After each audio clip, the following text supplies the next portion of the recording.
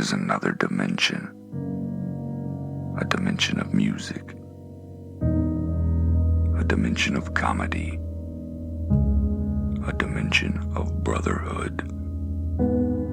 You've just crossed over into WTF Nation Radio.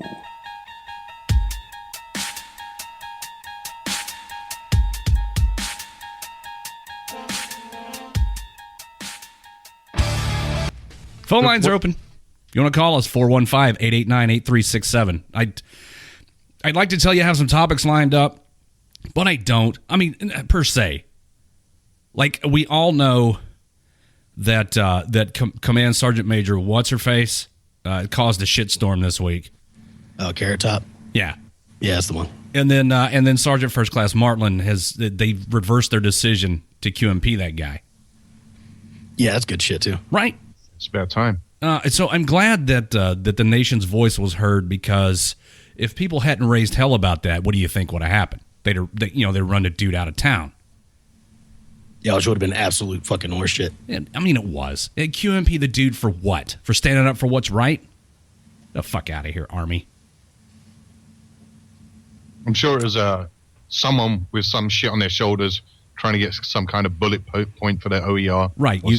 You climb to the top on the backs of all the people who are below you. That's the Army way, right? Yeah, exactly. Well, it shouldn't be. That topic conversation fucking sent me sideways. Yeah. I mean, okay, number one, the dude did what was morally right. He felt morally obligated to take action. And I guess that there's no question that what he did was right. Maybe it's how he went about it. He overstepped his bounds. And if you read the account of what happened? He pushed the guy to the ground. That's what happened. I do worse shit to that than that to people. What happened to me? Nothing. Pushed a guy to the ground. He should have, in the words of Farva, he should have punch-sized his face. They don't want a large Farva. I want a goddamn liter of cola. That's tonight's safe word. Punch-sized. Punch-sized? Yeah, there you go. That's tonight's safe word. Punch-size your face. Right. If you guys want to look at all this shit from a different angle, go to YouTube and look for WTF Nation Radio on YouTube. I'm also another camera. Yeah, well, I got two cameras. Okay. On the YouTube. I'm also full of shit when I say that I do shit worse than that to people on a regular basis. I don't. I mean, I do in my mind. Like all the people that don't fucking listen to him. You don't work for this guy. All the people that come on Facebook and talk shit to me. Like I'm just that motherfucker to talk shit about. After every show, I close my eyes and I push all of you to the ground. And then step on your face. Isn't that like every private ever? Their dreams at night? Fuck you, Staff Sergeant! 11 days till final out. Congratulations, Steven. That guy's getting short.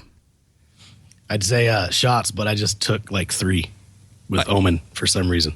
Oh, Omen's a bad influence. Yep. You'll end up crashing on his living room floor. I don't care what you guys say. That motherfucker passed out on my couch before I did. Omen goes hard, but then, he hits the wall, and then you look around, and he's gone. He's that dude from Wayne's World that they picked up, and he's in the back of the car. And they're like, are you partied out again, bro? Too much. Like I said, everything in moderation. I don't know. That's just Omen's style. Yeah, that's cool. I'd rather him fucking go hard and then pass the fuck out instead of like going kind of at a moderate pace and then tooling the fuck out. Yeah. Speaking of moderation and going hard, guess where this guy's going to be next weekend? Who, you? Yeah, me. Are you going back to that gay brothel again? Oh, I thought we agreed not to tell people about that. I thought we agreed you weren't going back there. Well, moderation. I turned that shit back around. Aha. See what I did. But no, I'm going to be back down at Fort Bragg next weekend. Oh, what's going on in Bragg? You're just going to see friends? Wait, you don't have friends? What the fuck am I talking about? One of my buddies is getting married. So congratulations, Mark. You've just ruined your life. So what you're saying is that you would like to meet up with some of the WTF Nation at Fort Bragg next weekend. Yes, if they think they can hang, let's go get a few beers. You're being serious. Oh, yeah.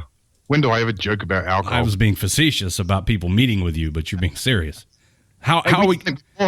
He posted it on the radio page. Oh yeah. Well, how are we gonna handle this link up with everybody? I mean, where are you gonna be? How do they get in touch with you? You want me to just give everybody here? Let me get your phone number. I'll just say it on the air. Yeah, just look that shit up. Fuck it, do it. I'm not gonna do it. I think that was verbal consent. No, he should do it. That way, when everybody goes back and listens to the recording, it's him giving out his own phone number. 415-889-8367. What was that? 415-889-8367? That's the one. Now, everybody give Pi a call. Do it now. No, contact the, send a message to the radio page, WTF Nation Radio, and then I'll get back with you and we'll kind of link something up. I haven't got any plans of exactly where I want to go yet, but I mean, it's fucking Fayetteville, so there's enough dive bars around to keep people happy. I ain't scared of no jungle. I've been wanting to go to the jungle ever since that Predator movie came out. I see you there, Hunter. Somebody else celebrating something today. I didn't catch the name, but he's celebrating his divorce today. Congratulations, man. Oh, yeah. Good on you. Shots for that. I've been there a couple times. Yeah, Sam Emery is the one that's Sam. Yes. Congratulations, Sam. If we keep doing shots and celebrating everybody's shit, I'm not going to make it to action figure therapy in 15 minutes. Celebratory shots. Yeah. We don't want to get too shit-faced before action figure therapy shows up. They're going to be here. Those guys are hilarious. Yeah, some funny shit. That's you go to YouTube and you check out their videos and you can just spend hour after. You know how it is when you get on YouTube. Oh, yeah. I've gone on a downward spiral on all those fucking videos. I think I've seen every goddamn one of them. That's just hilarious. They kind of transitioned. Fuck it, we'll bring this up later. When they transitioned from when it was actually like action figures going to therapy to now there's just action figures going on rants about shit. Right. It's therapeutic for us now, so it's therapy by action figure. With these guys, I want to know, and I'm going to ask, like, how fucked up and twisted are these dudes to come up with this shit on a regular basis? They can't be any worse than us, man. Oh, that's true. What are you talking about? We're the ones that fucking won Best Warfighter Radio and had security called on us at the fucking place where we won the goddamn award at. That's a true story. That is true.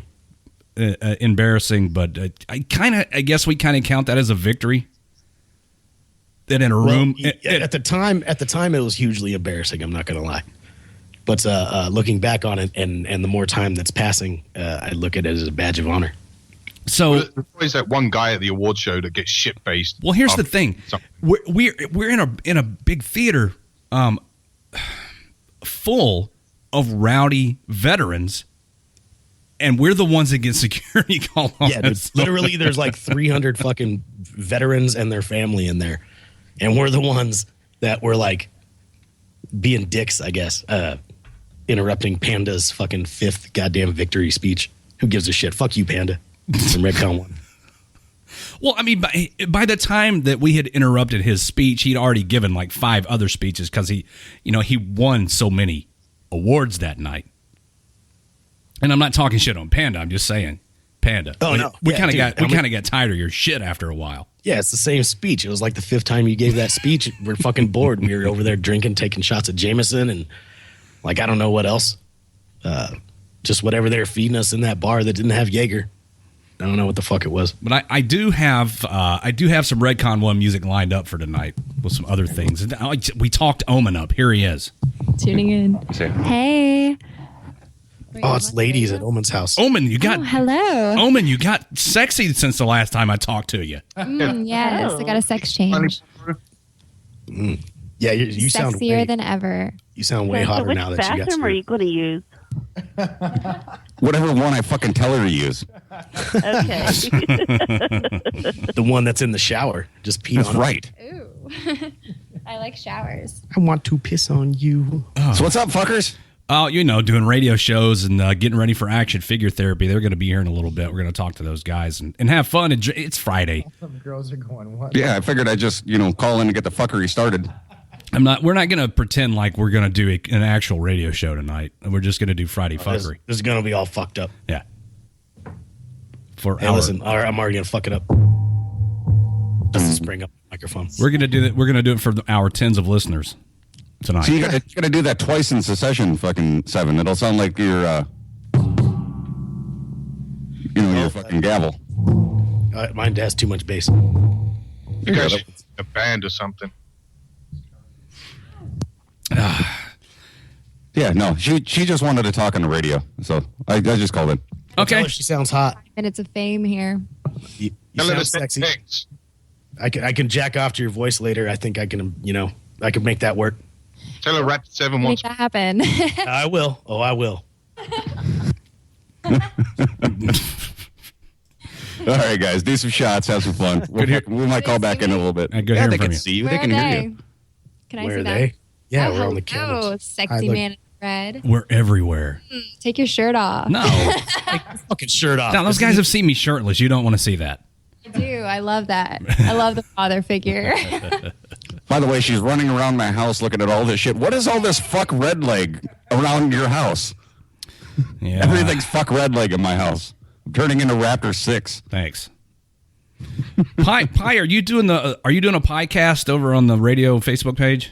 I am, yes. Okay, go look at Pie. He's better looking than me. Go to facebook.com/WTFNR. That'll get rid of some people. Yeah. If Pie is better looking than anybody, you need to shoot yourself now. Yeah, pie is better. Well, it's all about. I'm the moderation guy. You can look at me for a certain amount of time, and that's it. No more. Everything in moderation, including moderation. See, there you go. I'm going to be the new moderation guy. That's what I started out the show with. Will you fucking tell her to take her shirt off? All right, take your shirt off. Shout out to all the MPs. What up? Shout out to all the MPs who are working the gate right now and watching and listening to the show. All the MPs are listening. What's up, MPs? They're supposed to be working the gate, but instead they're doing this. You know what? I like you guys more now.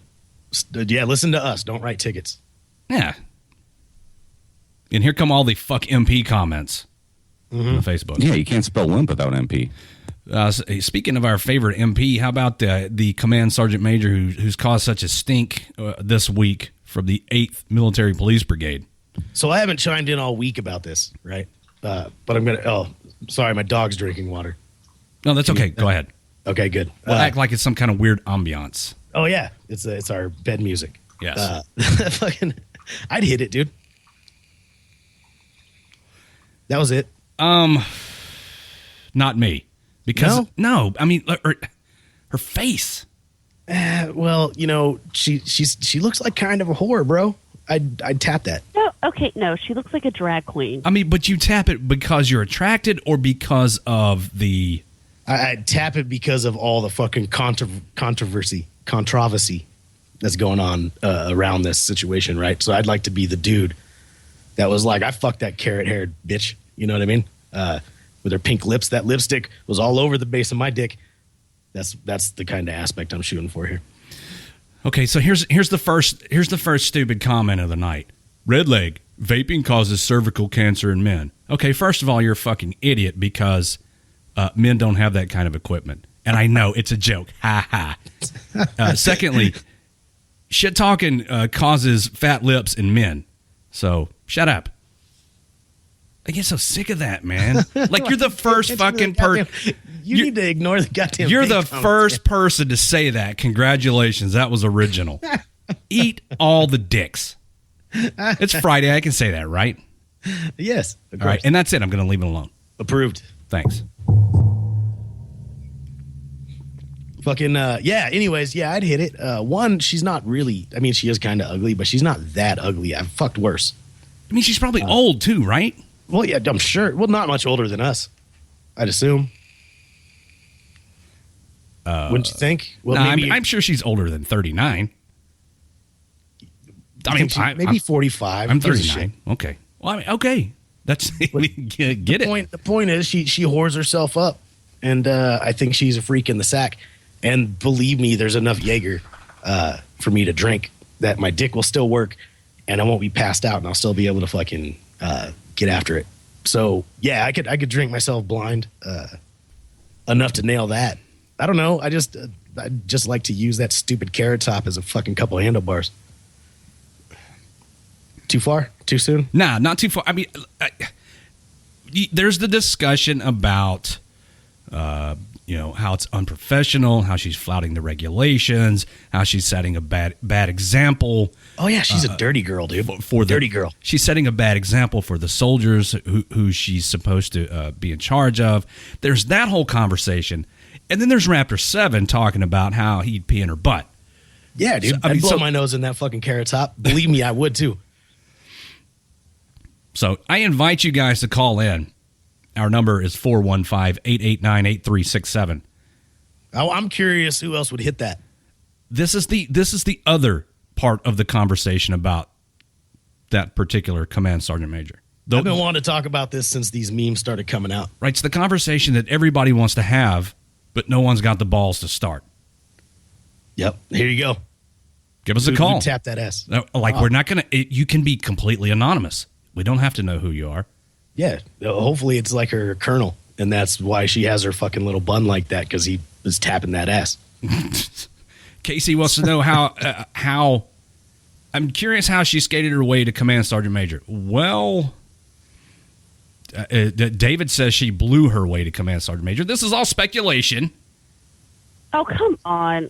Or I'm is a it? chick. Listen, I'm a chick. I know you're a chick, Raptor Mom, but you don't know how she could have been a... Now, I'm trying. soldier? I'm trying. Yes, I am. Oh, I know you're trying. Let me but answer the phone. Statistics suck. WTF Nation Radio, you're on the air. Yeah. Just a comment on the whole Sergeant Major controversy. I want to agree with whoever said it. The colonel is definitely tapping that ass. Oh, yeah, that was me. I like your attitude. No, that's facts. I mean, the colonel, granted, officers' wives are usually hot. He's probably getting sick of that in bed. So they're in the office there, after 1700, flag goes off, and she's got her promotion pads on under his desk. Facts. Promotion pads. There's no way you look like that in the Army as a sergeant major and you don't put out. I'll bet you she's a freak. Do you agree with that? Do you concur? I don't know. You kind of have to be if you look like that. She looks like she looks like the female version of Donald Trump. No fucking. Oh my God. Is she Asian? Like, what is she? No, I don't know. Her ethnicity, I don't know. Heinz 57. She looks like she's like some sort of alien Pacific Islander. Yeah, it's a Pacific Islander type or something. So I don't think her hair is she's naturally. definitely a product of a military base. Look at her. She's a Vietnam baby. She came out of some, I don't know, maybe a Gulf War, maybe before that, Grenada. What do you think her hair is really that color? Definitely not. I don't think I've ever seen a natural color look like that. So that, obviously is not a natural color. And then she wears pink fucking lipstick. She's a fucking hooker, dude. And the stilettos in Class Bs. Somebody tell me what the regulation says about female footwear. And if those are fucking authorized or not. Pinning someone's rank on. Colonel's like, God damn, my bitch is fine. He's licking his lips at the front of formation. Oh, yeah, he's standing there. He's not the only one. He has his dick at attention. Oh, yeah, baby. He's like, oh, yeah, let's go back to the office. Let me give you a counseling. How do you get, and this question may be rhetorical, how do you remain in the Army for so long and just shit on the regulations? Cocksucking. Like I said, my question may be rhetorical. That's true. I've seen it before, though. I was at Fort Hood, and I saw it all over Fort Hood. I don't have any experience with serving with females. I saw a few female soldiers while I was in, but there were none in my unit. I didn't go to basic with any. I didn't have any dealings with any. But, just at a glance, let's say that I didn't know what the regulations said about female soldiers. What AR 670-1 said about female soldiers. And just at a glance, the whole thing looks shitty and unprofessional. to me. Period. I mean, what bothers me is I just picture her like walking around in the airport in her ACUs or something like that, and that is when someone sees her, it's a representation of the Army, and that's their view on soldiers, is that they look like that. Right. Some random civilian sees her and is Exactly. like, walks up and like, thanks for your service. Oh my God, that makes you.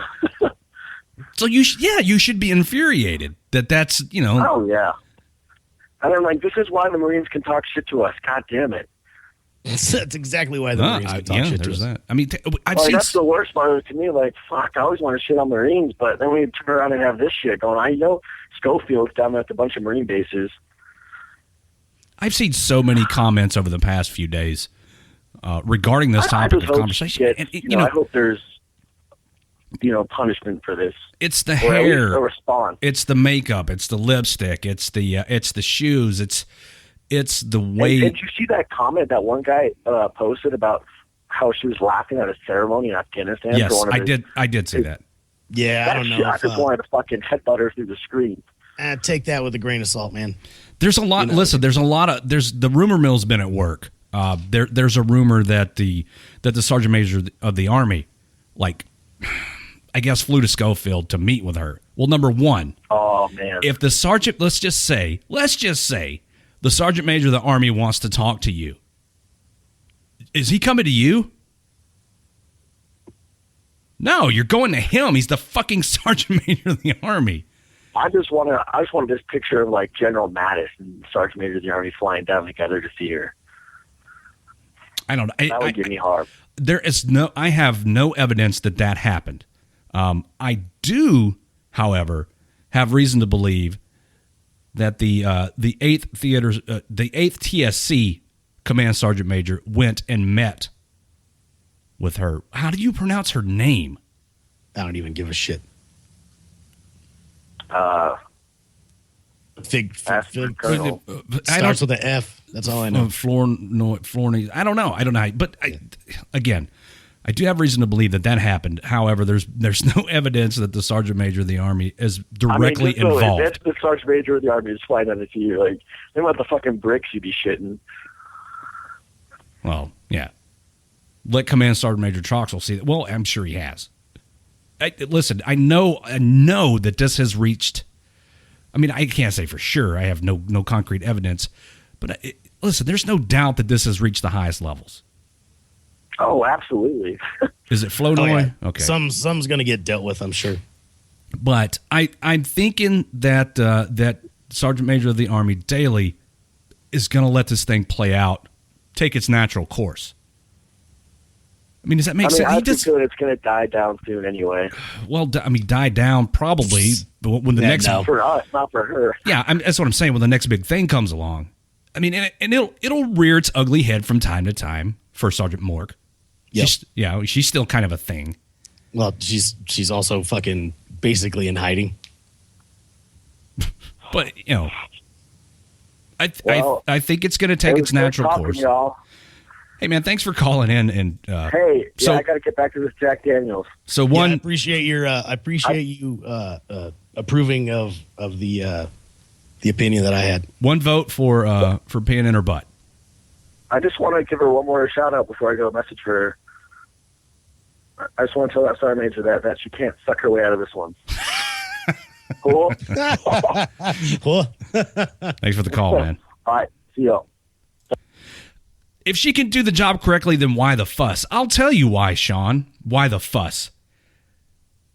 Because there's a goddamn regulations, motherfucker. Well, I mean, I was going to say that, but not like that. As a command sergeant major, she owes it to all the troops to set the example. It doesn't matter about job performance. Part of your job performance is following the freaking regulations. Here's somebody who's been trying to call in, and I'm going to get to all these phone calls as soon as I can. WTF Nation Radio, you're on the air.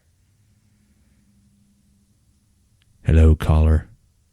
Talk now. Speak. Hello? Use words. You're on the air now. Can you hear me? Yes. Can you hear me? Yeah, I can hear you. Oh, sweet. We're linked up. And go. I'm not defending this female or any way at all. but show me a soldier that has never broken regulation.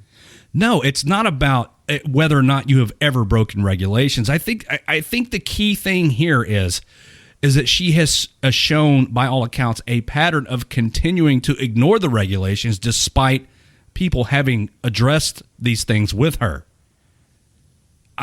Every soldier at some point has broken some regulation. I'm not disputing that. She is currently in a position of high authority where her whole fucking job, essentially, apart from advising the commander, is to fucking make sure Joes are doing their shit. You know, they have fucking weekly meetings with first sergeants and fucking other sergeant majors and all this other kind of bullshit. Her fucking job is to make sure. Thank you, Skype, so much for that. What the fuck?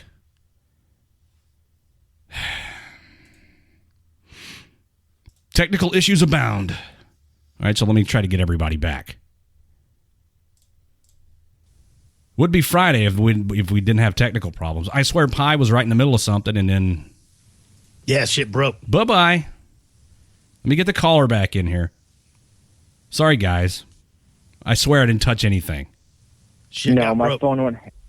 Fucking iPhone 6 is a piece of shit. It hung up on me. No, it's not it's not your phone. It's the software crap here just quit. This guy that said she just broke a regulation and that everybody does it sometimes. He's on the phone, Raptor 6.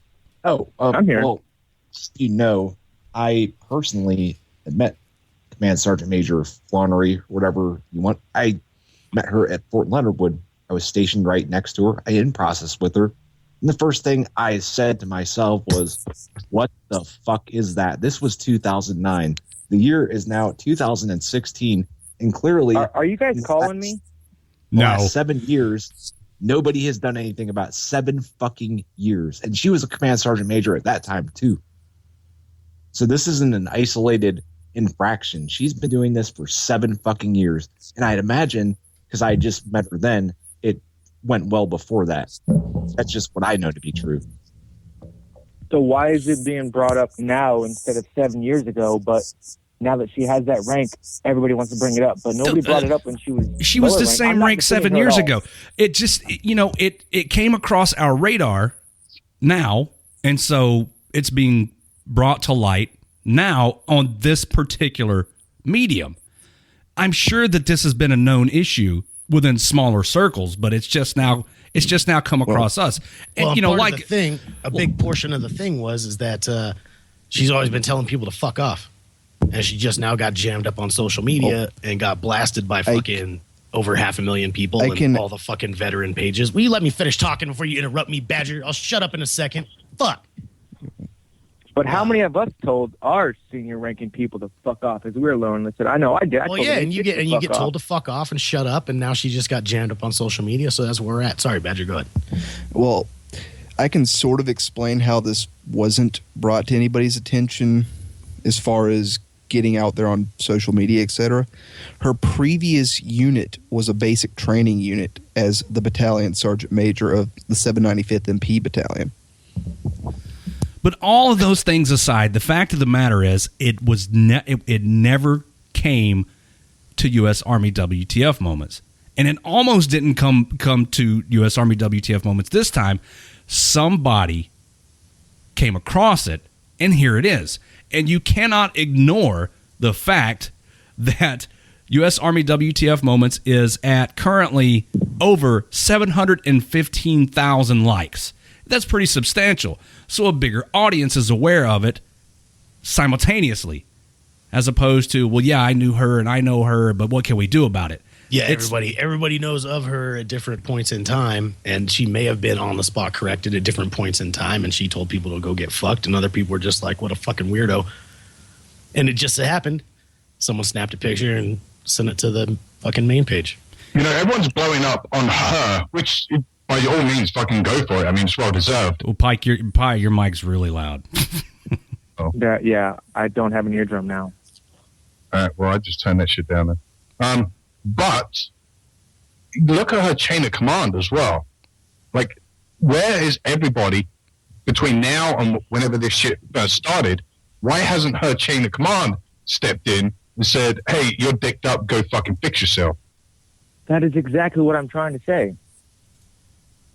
Like, what's his name said it took he saw her 7 years ago. Why is it coming now to life that this is happening?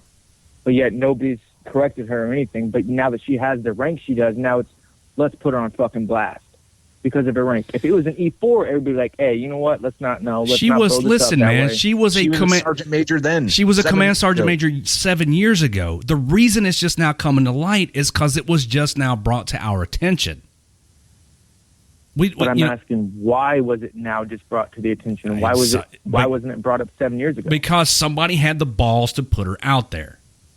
Somebody finally decided that enough was enough, and now it's brought to our attention. I mean, it was a U.S. Army MP WTF Moments that done the initial scoop, and they had her face blocked.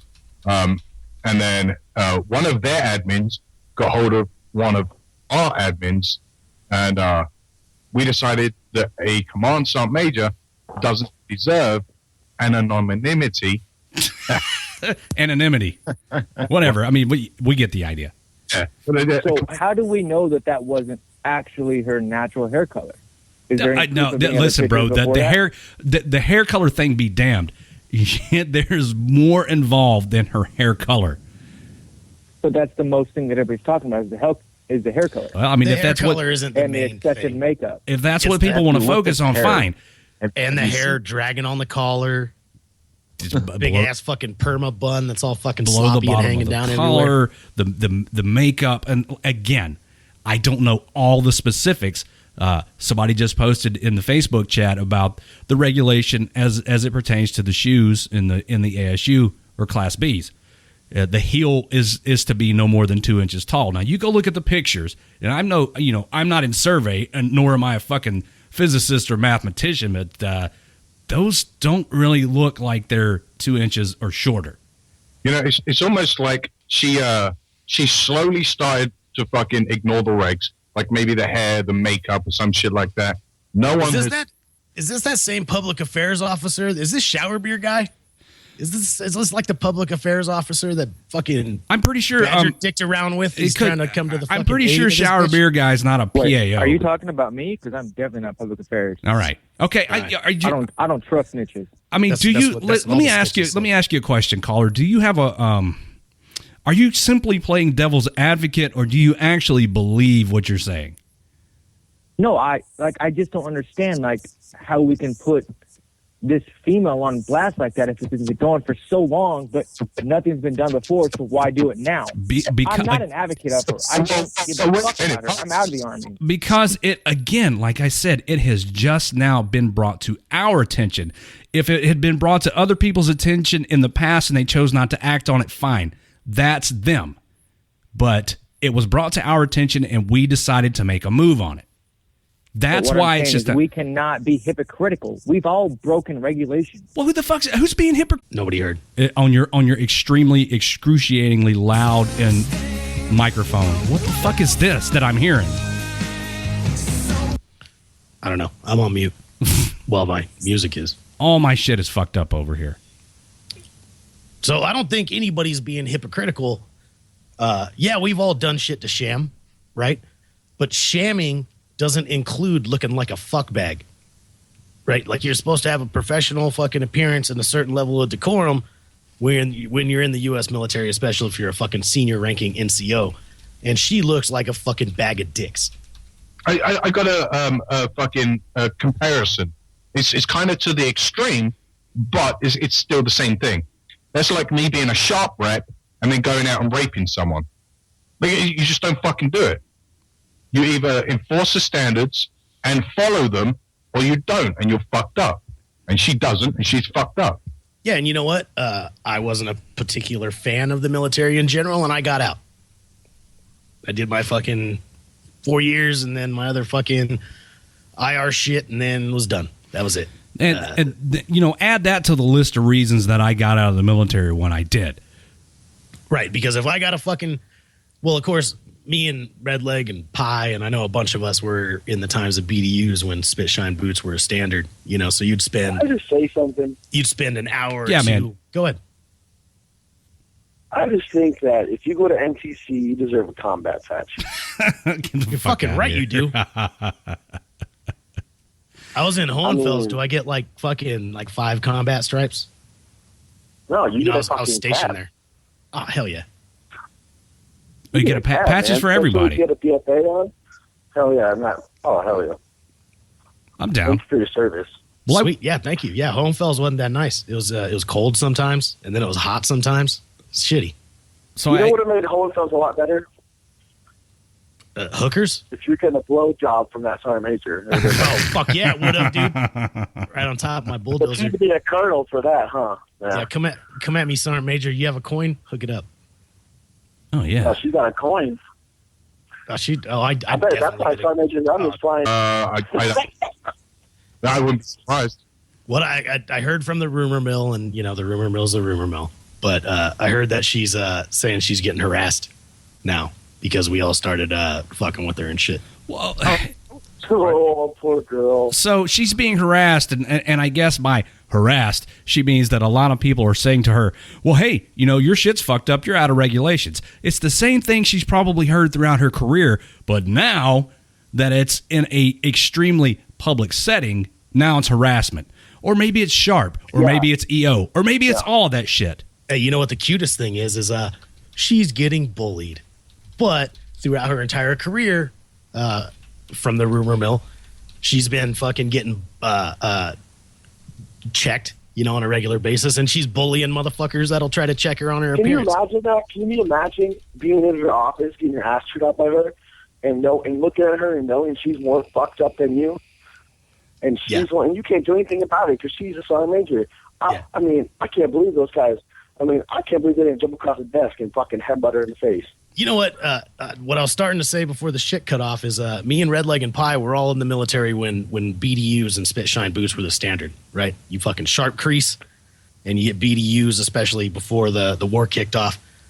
And Garrison was a piece of shit because you had to spit shine your boots, and they'd want you to go out there and fucking PMCS all your shit, and you're getting your boots all scuffed up and fucked up, and then you got to spend the next night 3 hours doing the same shit again. But now this is the standard. Her uniform is wrinkled as fuck. I don't give a shit. If I was a sergeant major right now, my fucking uniform wouldn't be wrinkled. That shit was wrinkled as fuck. Her hair was ate up. You can't even comb your hair, bitch. Really? But, you know, it goes back to what I was saying, I think a couple of weeks ago. You know, with the big surge, so many fucking quote-unquote shitbags came in because they got rid of the standard because they needed people. Exactly. Went all the way up to the top, and now they're fucking some first classes, first sergeants, fucking sergeant majors, and there's nothing you can do about it because they've been shitbagging all these fucking years just because the army needed them. They went unchecked, and now you have a fucking a overall product of what this fucking sergeant major is, which is still a complete fucking shitbag. God damn it. This fucking Facebook shit. Let me restart this again. You know, when I was in the Army, we didn't have uniforms. We just had our rags and spears. So we didn't have to worry about standards. We just had to worry about hunting and killing for our food. You must have at the same time as Red Leg then, because he's pretty old. You know what the thing is, and a lot of the new soldiers don't understand it. I do because, and Red Leg does, and Pie does, and a lot of the older guys do because we joined prior to wartime. Is that a lot of the standards were about how you looked in garrison, just being a professional-looking military, and being at war for, 15 fucking years, almost. Those standards have kind of fell by the wayside with a lot of deployments and all kinds of other shit. And now the garrison standards are coming back and everybody's throwing a fit about it. This sergeant major, with all the throwing a fit about standards and fucking yada yada, and then she wants to walk around looking like this, not approved. She could go fuck herself. And she's graded people at boards. Yeah, I saw that picture. On standards. The same ones she doesn't follow. Well, I mean, here's something that somebody brought up also in the Facebook live chat before it crashed. And this Zuckerberg's after me again.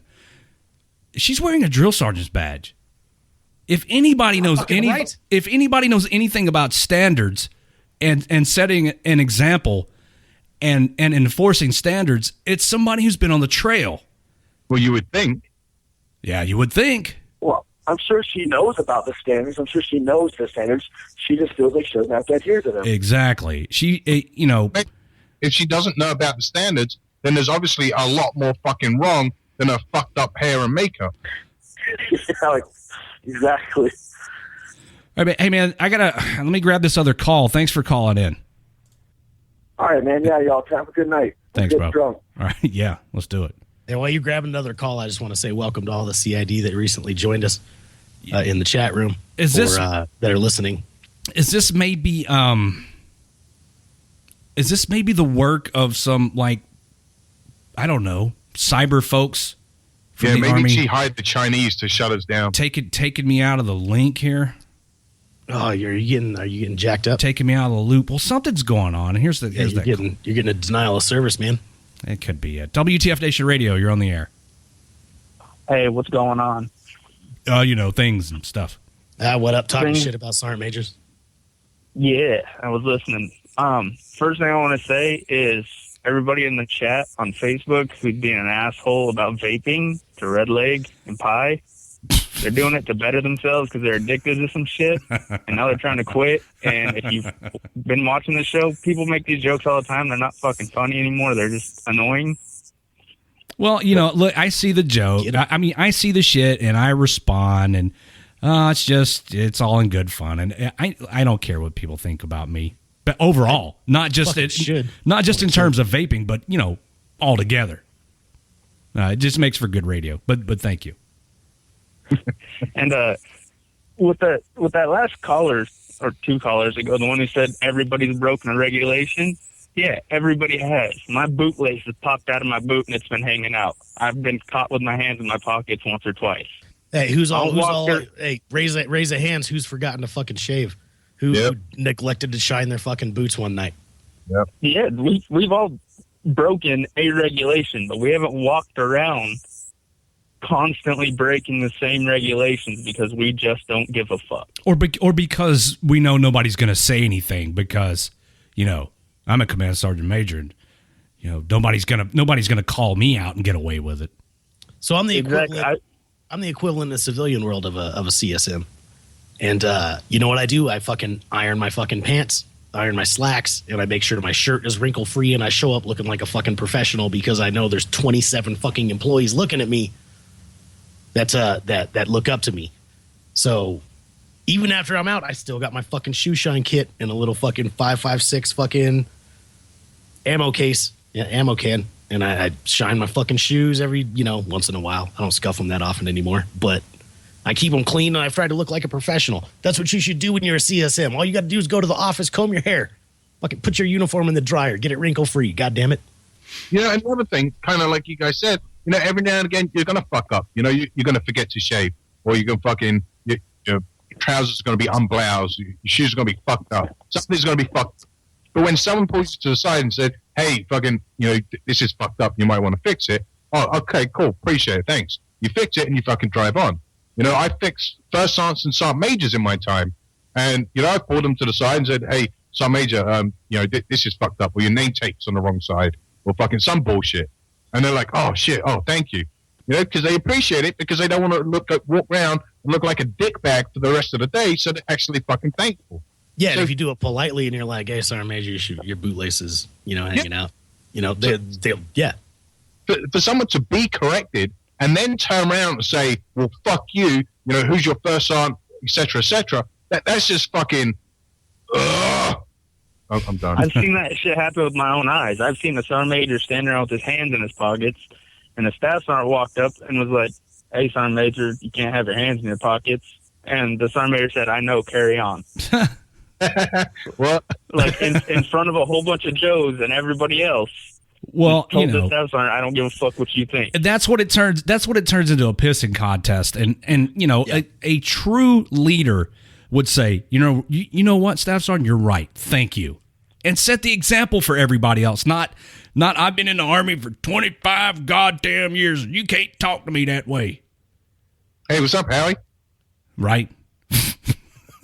Exactly. Like Sergeant Major of the Army Daily. Everyone's saying how he is one of the greatest sergeant majors and armies we ever had. He is. He's a soldier. It He's is, a great leader. exactly. He leads from the front. That dude's never fucked up, out of regs, dicked up.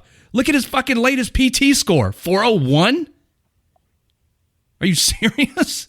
Like, when you see him, you look at him, you're like, I want to be Sergeant Major Daly one day, just because he is the standard. He goes around, he talks to troops, and he gets their input.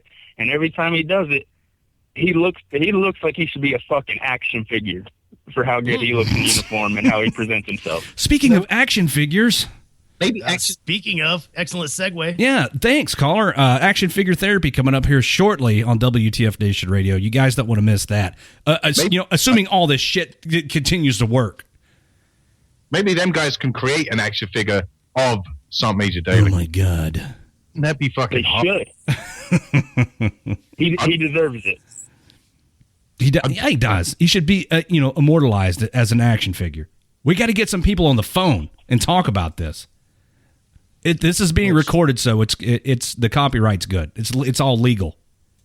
Oh yeah, everything's intellectual property of WTF Nation Radio. Right. Yeah, Brian, I'm trying to get. I'm working towards, like getting this caller off the phone and doing radio stuff, and then playing music and getting a beer, and then coming back and getting an action figure. Don't tell me how to radio, Brian.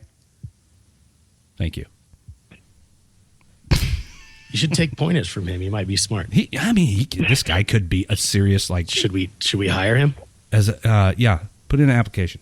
Yeah, do it. Put in an application, and then you could take me and his job. You want Tuesday? Oh man, Monday? That'd be great. Monday and Tuesday. Yeah, and Sunday because there's no show.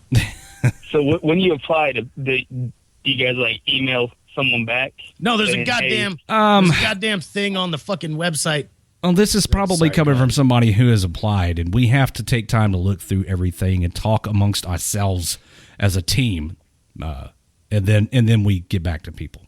Sometimes it takes a while. Oh, all right. I just wondered. All right. I'm glad we cleared that up. Yeah, good. What was the other thing we were talking about? Action figure therapy. Not before that. Beers. Beers before that. Sergeant Major with the hair. Oh yeah, with the hair.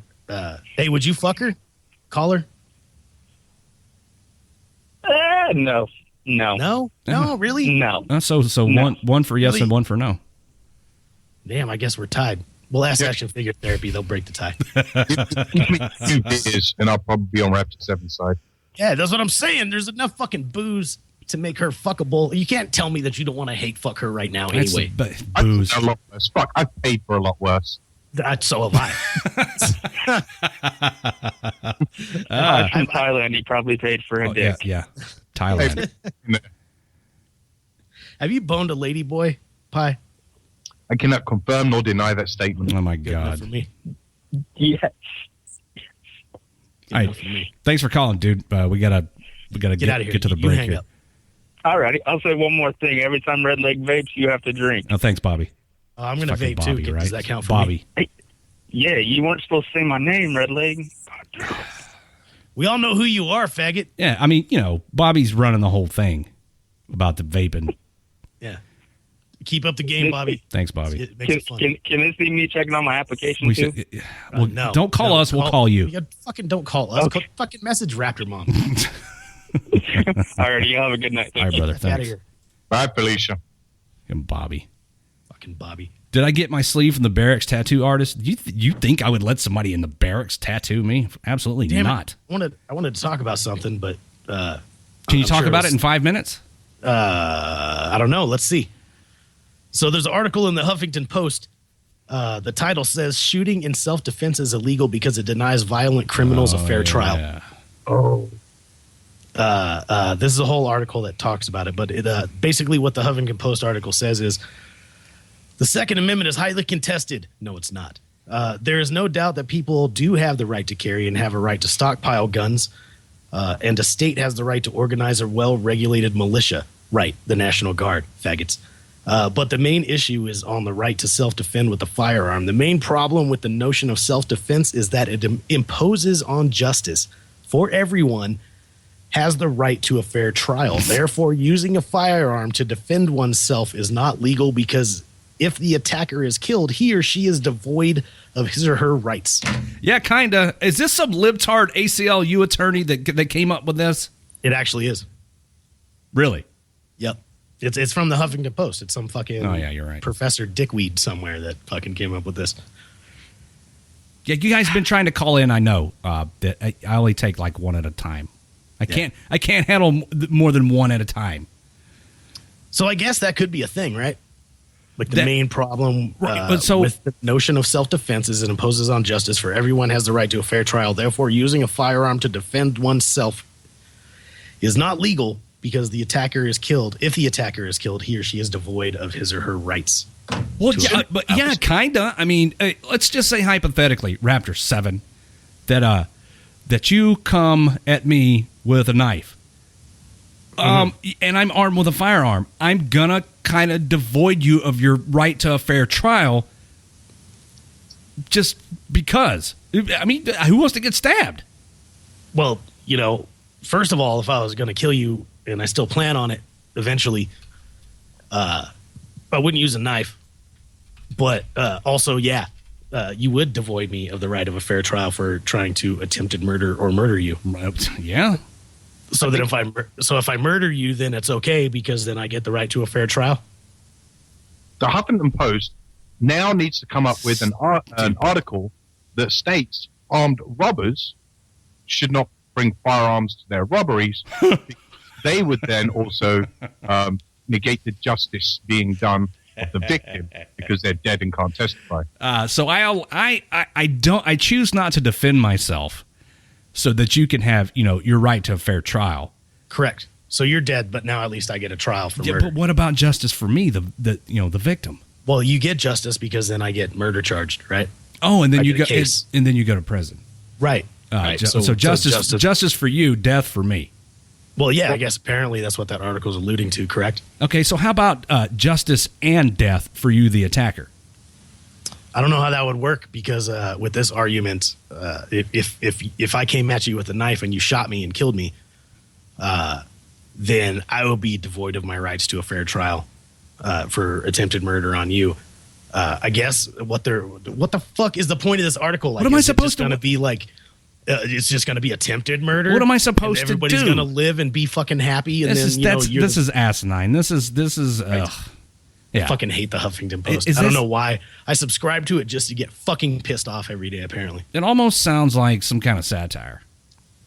I mean, I know it's not, but yeah, it's the Huffington Post, dude. It's hard to take seriously. You don't shoot people in the knee, Amber. You don't shoot to wound. You shoot to neutralize the threat. It's better to be fucking judged by a jury than fucking carried by 6. Right. Yep. Better be judged by 12 than carried by 6. Carried by 6. Yep. Right. I mean, that makes perfect sense to me. And the best thing to do, Raptor advice.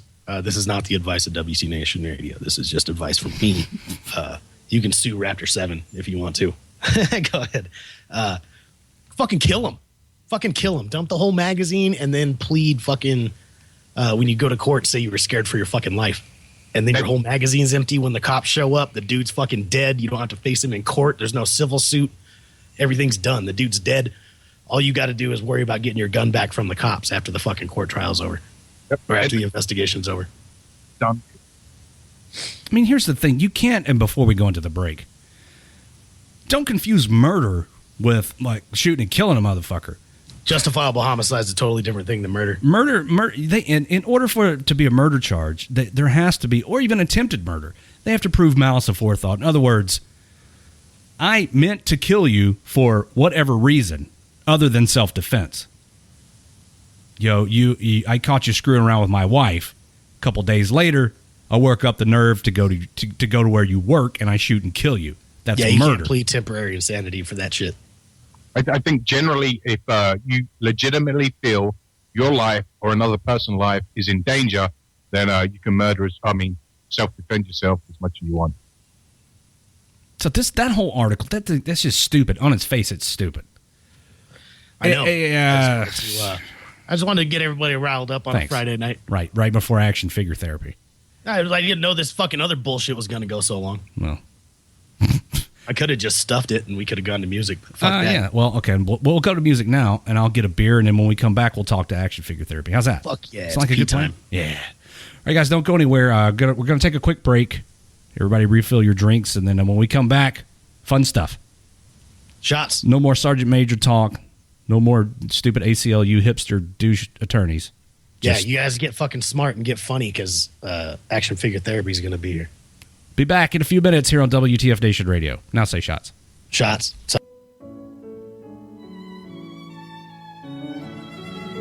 Hello there, ladies and gentlemen. Today, we're going to talk about baking. And if this makes you excited, then you just failed the pussy test. Take your easy bake Martha Stewart candy ass out of here and go hump up a mountain until you grow a fucking pair. The rest of you, listen up. This is the pussy test. It's important. The proper way to conduct the pussy test is to ask someone a question where the only acceptable response is, fuck you, I'm not a pussy. Questions like, do you want to watch The Notebook? Do you want to drink a light beer? Would you like to watch this soccer game? Are you going to order a salad? Can I borrow your yoga mat? Ugh.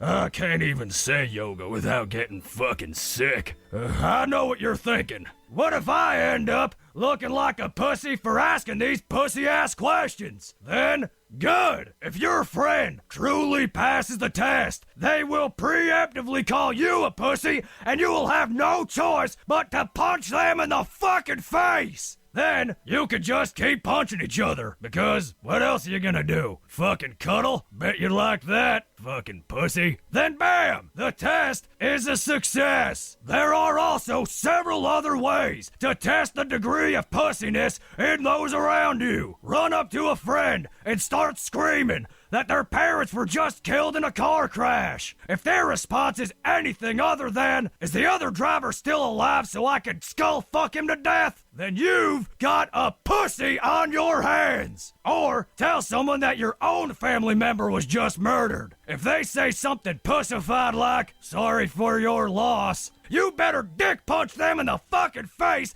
and let them know that they're a pussy. If they immediately offer to get a pair of pliers, duct tape, a bottle of wild turkey, and help you conduct the most thorough and violent revenge fantasy of all time, they pass the fucking test. And as a bonus, you now have a bunch of items required for a badass weekend. Or, as it's known in the Marine Corps, a slow fucking Tuesday. Try it out right now. You'll be glad you did. Oh, and one more thing. Go fuck yourself.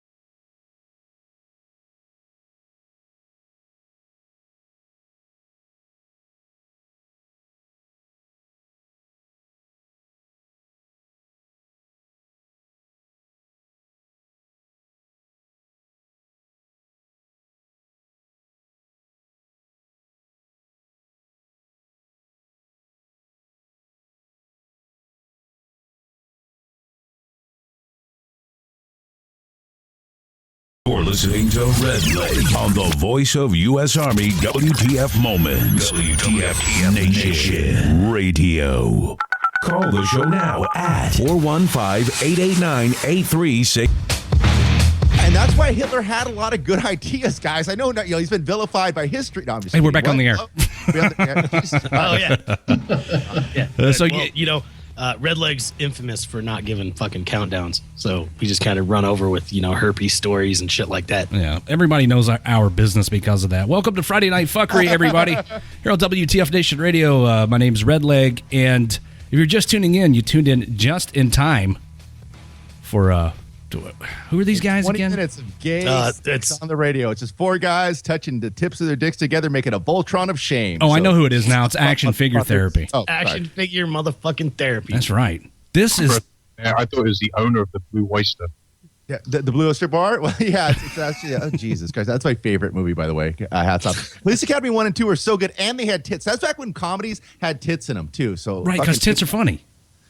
And stuff. Yeah, I don't know if they're funny. It's they're like, fun. You're laughing, you get tired, your boner gets a little shot of something. It's like Game of Thrones. Game of Thrones is an emotional roller coaster, but then there's tits and then maybe a butt, and then like once in a while a cock, and you're like, what the fuck, man? But then more tits, so you're like a cock tit right. So cock sandwich. It all balances out, but then when it's over, because of the balance of cock and then tits and then butts, you just kind of feel like, did I even just watch something? Yeah, art. That's what art is. It's tits and cocks coming together to form a beautiful song in your soul. No, I don't know if that's true. I think they just do it so people tune in. I'll buy it. I'm buying what you're selling. Yeah. The goofier True Blood got, that HBO show, the vampires and shit like that. My wife used to watch. I watch it with my wife. Not like I've watched it. It's fuck whatever. But it got goofy and goofy over like the last few seasons. So they're just like, put more tits in it. Like, yeah, okay, 2 guys are kissing, but 3 chicks are touching their nipples together at once. Yeah, I'm into that. That was pretty hot. I mean, who's not into that?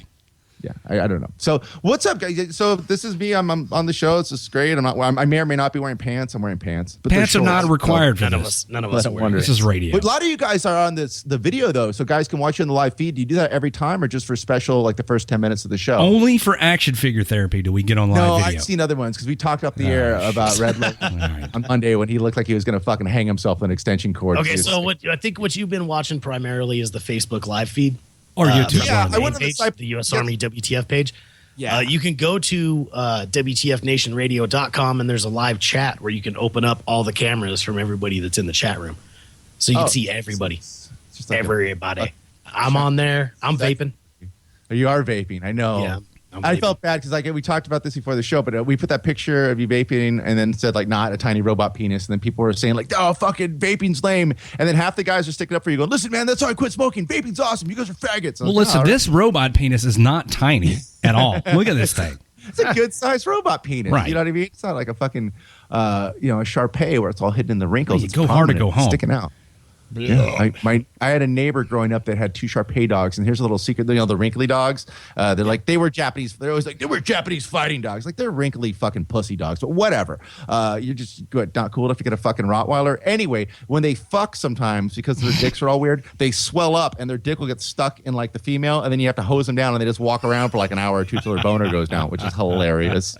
When you're 11 because you can't drive a car or buy drugs. So you're like, just watch these dogs. All right, hey, guys, knock it off with the phone calls. We'll tell you when we're taking better than calls. watching my dad drop N-bombs on Fox News. So you know what I mean? Because he just would yell at the TV like I could hear him, which I'm dad. There's no fucking microphone. Well, there might be, but there's probably not a microphone because of the 90s. But yeah, dude, I fucking dog fucking. We've covered a lot of topics so far. I'm happy about this. Probably you kind of breezed through a bunch of shit during the break. Yeah. So ask how you guys have watched the shit we make, right? No, not really. Seen some of it probably. Once I'm one. Never watched just the one with the dicks. Somebody told me I should send you an email and get you on the show. So there's a dude. No, I'm fucking lying, dude. With a green mask and something, and falling down the rabbit hole watching your shit. Yeah, we have a lot of. So this is like we've been doing action figure therapy for about 6 years, and we first started. I don't know if you guys know, this is like the fucking origin story, but it was an accident. I started making it just because I had a day job it was a cool day job, but it was like a boring day job, and I couldn't be like, cussy and stuff like that. So a friend of mine gave me some action figures because he turned 30 and had like a pre-midlife crisis. Like, I gotta get rid of my toys. I'm like, all right, I'll take them. I'm a fucking nerd. I don't give a fuck. And he's like, just do something cool with them. And like I don't know, take pictures of them fucking or whatever. And then a few months later, I had a job, and I was like, oh, I'm going to make a video of these GI Joe figures from the 80s, but I couldn't figure out what to do with them because I didn't want to film stop motion because one, it's a pain in the ass to do and takes forever, and two, Robot Chicken was on the air, and I'm like, I don't want to copy Robot Chicken. And then I went on YouTube, and like the other action figure series were like Ask a Marvel, that guy that used to do the Ask a Marvel, Ask a Batman thing, which is pretty funny. But he moves the figures. So I'm like, I don't want to move them and copy this guy. And he was a voice actor. So he did like 6 different voices that were killer. And I just have my own shitty voice. So I'm like, fuck, I can't do that. So then I'm like, why would these guys be talking? And why would they be talking by themselves? I'm like, oh, we'll put them in a therapist's office. That way they're just doing a monologue. So it makes sense why they're talking. And we'll just cut in and out of them standing still, like they're action figures that can talk. But like, like on Toy Story, where the toys don't move and you look at them, kind of like that. And then from there, within we put the first video up in August or September. By Christmas time, the guys in the military had found it, and then it was all over. You guys went crazy for it. So then we started out making more, and did those for a long time. And then we've done I think on our YouTube channel we have 450 videos or something like that. There's an ass load of videos. Yeah, there's a fuck ton, and it's different. We've done different things. There's a lot of standalone videos. We've done episodes that are 3 or 4 or 5 episodes that kind of tie together and tell a story. Last fall we did a very ambitious and stupid thing. We did a 35 episode. Season 1 of an adventure they go on and fight this giant vagina robot tank in Afghanistan, which was super cool. Guys, it's mostly tanks and vaginas. You know that. You're all military. Come on.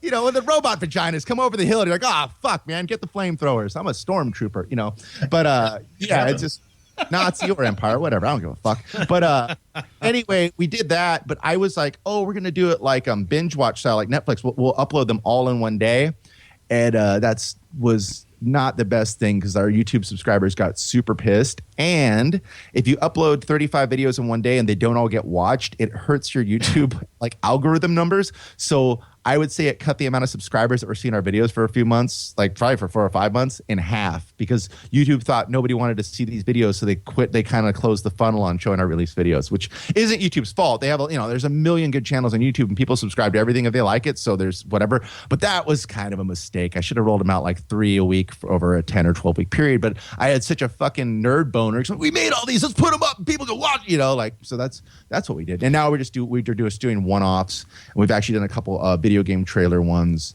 So you can definitely fall down the rabbit hole. There's a lot of shit to watch. A lot of time. YouTube, there's a lot of shit to watch, and it's fucking hilarious. One of my favorite stories, that you guys did. One of the favorite ones was the Best Buy story, with you and Ranger, where Ranger you tried to return the DVD. Oh, with the UFC guy, yeah. Oh god, that show's fucking hilarious. I was born and raised in Huntington Beach, California, in Orange County, and that is the home of. There are half a dozen UFC training centers within a 5-minute bike ride of my house. There are probably 4 times as many UFC training centers as libraries in Orange County. Tito Ortiz went to my high school. He was in my graduating class. He was at my fucking high school reunion. He's actually a really nice guy, by the way. Just saying that to him. Not because he won't beat me up, but he's just actually is a really nice guy.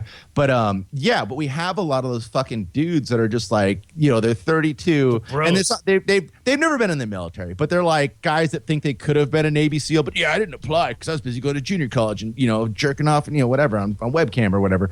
And they're karate. They're UFC fighter guys, but they're not really UFC fighter guys. They still live at home because they're training, but then they work as a bouncer 2 nights a week, and that's all they do. They wear totally sweet tap out stuff and affliction shirts. They're slathered in tap out and whatever the fuck else. And then maybe they sell steroids on the side of their fucking 24-hour fitness or whatever. But it's just that's where we're from. So there's so many guys like that it's so easy to not. That episode is really easy to write because I've been in that situation where I hate everybody here and I'd like to kill them. And then there was, and I can't.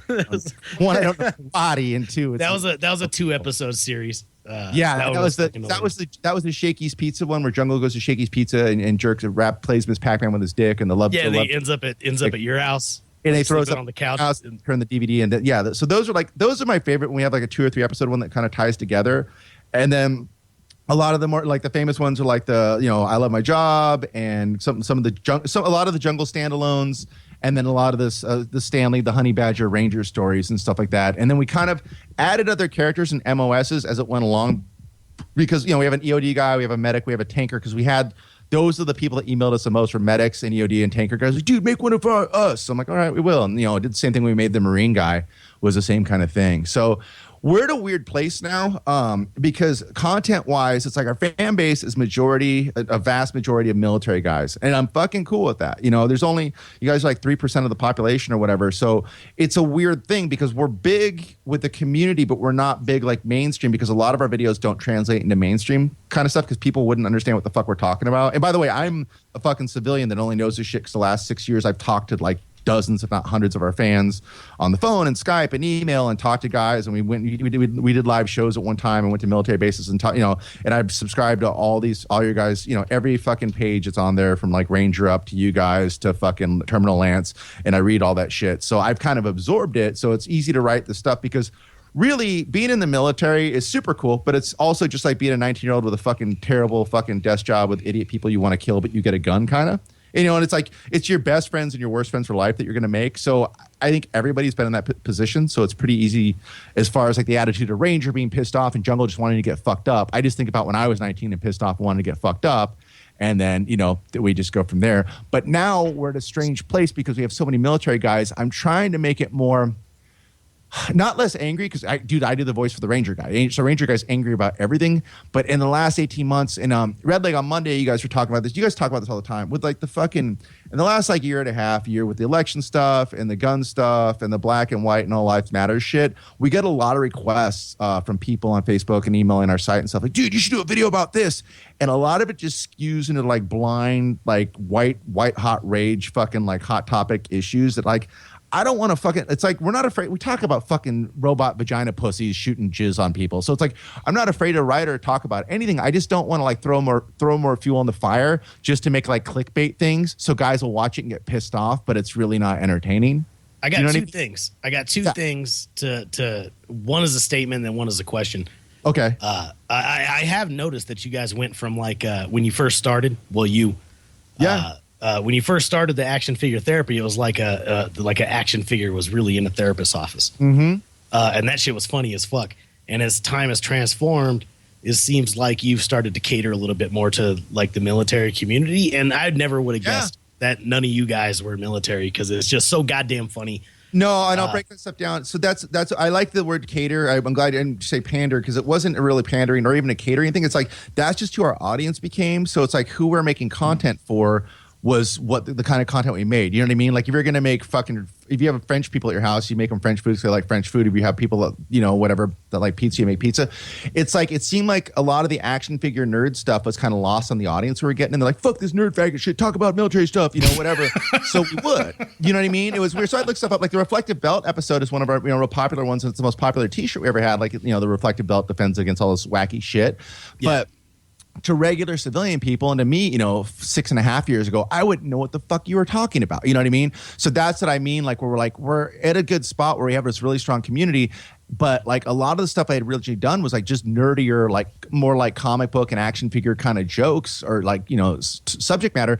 And the fan base that we found and that found us just wasn't that into it at that time. So we kind of like veered more towards military stuff. And now I'm kind of trying to broaden it where we're kind of splitting the difference of like half the stuff we do is like all pretty much stuff that will only resonate with military guys. And half the stuff we'll do is stuff that would resonate with everything. Like, I want to do more like those silly video game trailers and stuff like that and like movie reviews and things like that. Because I think, especially with the characters like Snow and Ranger, because they get really mad about dumb shit. Like, what the fuck? Why can't Iron Man have, you know, be double jointed or some, you know, like whatever. Like you that, do have a solid military following. I just want to say that. Yeah. So a large portion of your following is military, and everybody was super stoked about having you on tonight.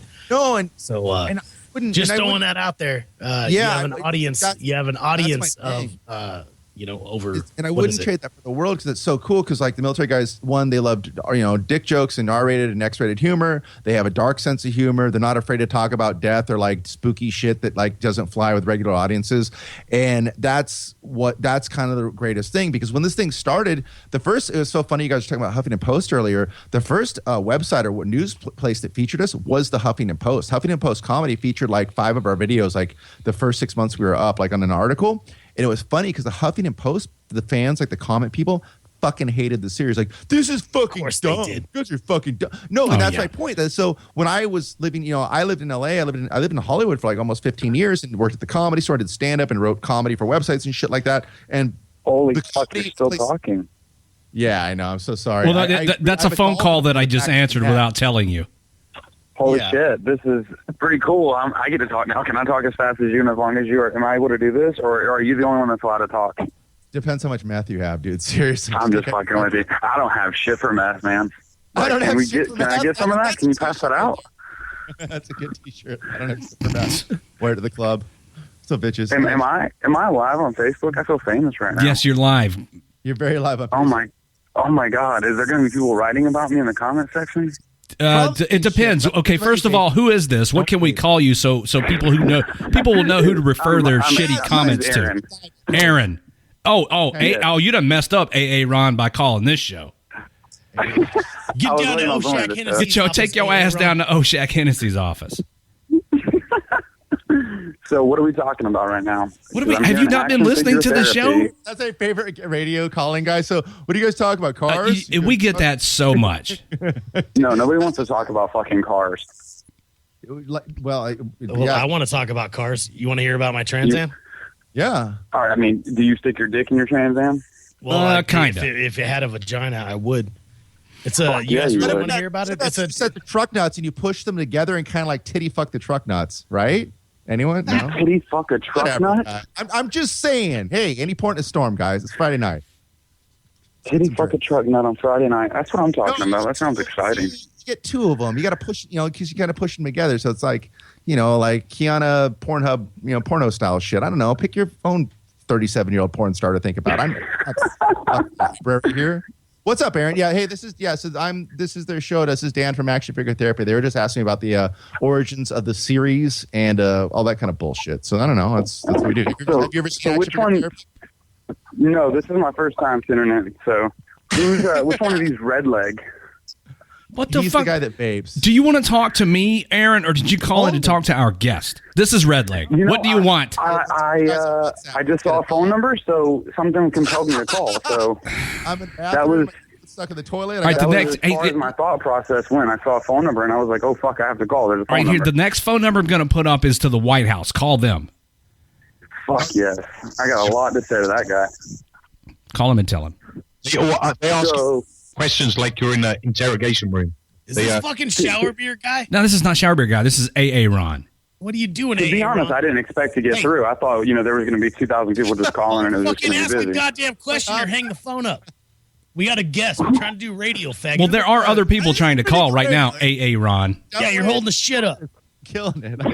Well, then ask me something. Wrap this shit up, man. Why do we want to ask you something? We got a fucking guest, man. Diane, no, I have a question for AA Ron. AA Ron, I do have a question for you. Yeah. What do you want? Why did you call? I don't know, hot pussy. You said to call. Get the riding fuck that outta here. Trans Am. All right, thanks. Come on. Hey, thanks for calling. This is the proper way to get rid of somebody on radio. Hey, thanks for calling, bro. Appreciate the call. And then you motorboat his truck nuts. Yeah, take that. Hey, Dan, I have a question for you. Yes. What's the craziest off-the-wall skit you've, done, or it's been so fucking stupid crazy that you just couldn't pull yourself together to do it? Oh, we can do pretty much anything because it's not real people. So we can kind of say like, oh, this guy climbed into a giant robot, like the giant vagina tank thing. Like that could never happen in real life, but we could talk about it. That kind of stuff where we don't really shy away from. I'm trying to think of like stuff that's crazy. Like stuff early on was just we were doing more like kind of silly, goofier shit early on, and then we kind of like stopped doing that because, like I said, we'd get a lot of comments on like pissed off fans like, "What the fuck are you doing? Talk more about like tougher stuff." So I don't know. I mean, it's weird because it's not real people, so you can kind of do whatever the fuck you want. It's kind of like South Park or that Team America movie. They could like have those. The Team America movie is hilarious because they have that sex scene that was so raunchy that some of it got edited, but you could never do like a tenth of that in a real life movie. So that's the one kind of cool thing. But I don't know. I mean, so like, yeah, it's really nothing. Sky's like the limit. The only thing we've been backing off lately is we get a lot of requests for like just like pissed off videos about like certain people that aren't even celebrities, and we just won't do that. We'll get like the email like, make this fucking person famous because they wore a fucking hat to like Arby's. And I'm like, that person's fucking retarded. So I can't make fun of an unfamous retard. The United States of Butthurt. Am I live? Yeah, you're live. By the way, Dan, I'm just going to put random callers in without telling you. Yeah, I was just waiting for a little break so I could get a word in. Yeah, do it. Hey, sorry, man. No, I just want to let y'all know that this is to your post earlier. I'm here on battalion staff duty for 1-8 Fighting Eagle, as you guys mentioned. So while they're still out there stuck in the field freezing, here I am in a nice warm building. Living the life. Look at you. Are you guys getting a shit ton of snow? Well, yeah, there's a little bit of snow, maybe a couple inches. I mean, it's nothing. Yeah, It's not even that cold, serious. is it? Isn't it like only like 32 degrees or some shit? Yeah, That's cold yeah, I for think snow, it's about technically. 34 degrees right now.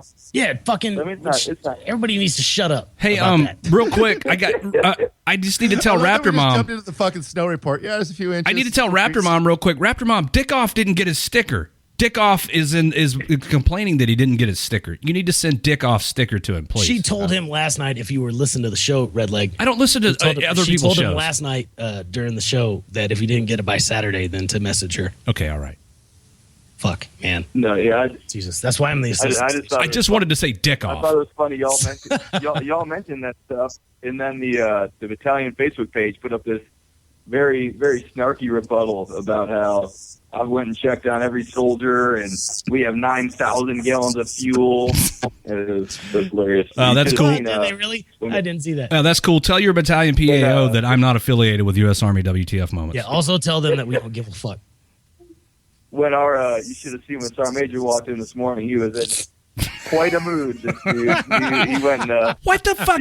Why does?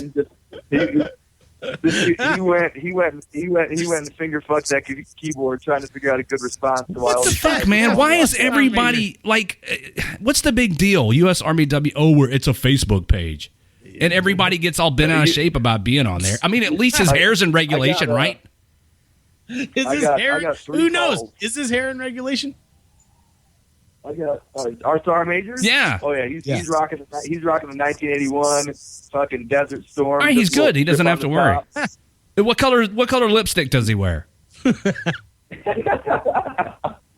He's all right. I guess blue since he's an infantryman. Okay, all right. You know, he's too busy polishing dicks. You know what the fuck ever. Wait a minute. Now you're treading on dangerous ground there. Yeah, man. You're on staff duty talking what's your about. name again? All right.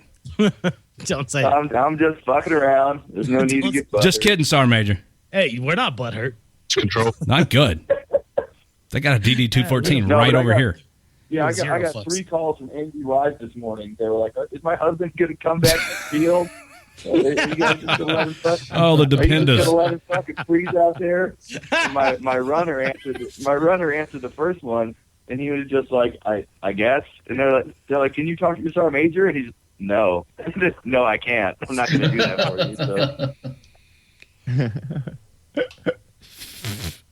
You guys, I think that's the first time. I mean, because Fourth ID is on there every 42 minutes for doing some fucked up shit. But I think this is the first time that you guys tagged the battalion by name and you caused quite a fucking stir. Well, listen, it could be worse. It could be worse. Everybody that walked past the fucking staff duty desk, like, you see U.S. Army, what the fuck, Bowman? Fucking finally, somebody fucking did it. Well, I mean, you could be the 8th Military Police Brigade right now, or Yeah, you or know, 3rd Cavalry Regiment. Oh, Yeah. well, I mean, we were Like we undercover were getting ragged out. cyber operations, like entrap you guys. Well, when y'all posted that picture of them trying to fucking hoist the Abrams engine out with a goddamn fresh boom, that's us. Well, So like, every Well, fucking 2 days. Hey, when every 2 days you're- around there. when all of a sudden you hear us stop talking and you hear, "Brrr," you know they found us. yeah. No, yeah, they're every week or so around there. And then my favorite thing is every time you see a comment when it's Fourth ID, it's just like, of course it's fucking Fourth ID again. You know, I came from Fourth ID from Third ID, and you never see shit about Third ID. What's that tell you? Nobody believes me about how great Third ID was. What's that tell you? Until they All right, hey, fucking call, get here. shut up. Hey, shut up. Dan from No, I like it. He's sticking up for his guys. He's giving shout outs. That's fucking cool because you guys are fucking brutal. That's great. Oh no, well he was done. Okay. Was he done? Done. Caller, are you done? Were you done? Yeah, sure. I mean, you're tying. Listen, man, you're kind of tying up the phone lines. What if some dependas want to call in about their Out of here. I got questions for action figure therapy, Dan. The guy, or they might be trying to call out for pizza. I'm sorry. These guys have no manners. Hey, worry man. about us. Y'all go back to listen So to funny. that. Hey, thanks for calling, bro. Have Have fun in that warm building. So there's a question from the chat room. 7 inches. All right. What was I supposed to ask? Where does the quote unquote inspiration come from that the material is put out? That is how I read it. That's pretty easy to answer. Let me think. I'm not the smartest person. So like I probably never learned to spell. I think I was dropped a lot when I was younger. But like, so all the dumb stuff like getting drunk and fucking, thinking farts are funny and sticking your dick in things you shouldn't and just, doing dumb shit and chasing fat women or whatever. I think I'm as guilty of that as anybody else. So that's easy to do. The Ranger character, actually, I've had this conversation a million times with people, but this is totally true. The Ranger character, because I do the voice for him, was an accident. That wasn't a character we were gonna have originally. But what happened was when we first started the series, I had friends who were comedians just kind of coming over and voicing the series for the characters because I just wanted to write it and make it. I didn't want to be in it because I wasn't trying to make like myself famous or anything. I just thought it was a funny idea. But the guys that originally, the first 3 or 4 guys we had doing it, kept flaking out and not showing up. So when we first got a couple episodes that guys started watching and people started asking for more, the guys wouldn't show up to record. So I'm like, fuck, we need to put out a video. It's been like a couple weeks, So then we just did the Angry Ranger character, and the Angry Ranger character we use is the 1985 Beachhead character. That was always my favorite figure when I was a little kid. I just thought he was cool with like the fucking, the mask and the fucking magazines across his chest and all that shit. And then basically Ranger just gets fucking nuclear mad about everything. It could be about like something completely serious or real, or it could be over a parking spot and this or that, and it all ends where he'll fight anybody, anytime, anywhere with a shirt off and a hammer, whether he's right or wrong. And that's basically just straight up comes from growing up with my dad. My dad, so like I said, I think maybe at the beginning of the show or before the show started, all the guys that worked on action figure therapy the first 2 or 3 years, including myself, were all civilians. There was nobody working for us that had any military experience whatsoever. Some of us had military parents or relatives or whatever, but it wasn't. But my dad, luckily, was he was a Vietnam vet. He was a tanker. He was a tank, one of the guys in a tank, and the tank got blown up one time. They ran over an IED, like a 1960s IED, which they probably had an afro or whatever. But he got a Purple Heart. And it could be a white or a Jewish afro. Don't be racist. Oh, Jesus Christ. Don't put fucking thoughts in my mouth. So, yeah, jeez, that's it. That's what I named it. God, get out of here. Thoughts, penis thing. Anyway, so my dad got out of Vietnam, and basically he left Vietnam a very quiet, shy person. He came back a very angry, pissed off alcoholic, and he spent the next 35 to 40 years just chasing the dragon and trying to die with just like a Budweiser, a Winston in the and your prostitute in his lap. Don't tell my mom.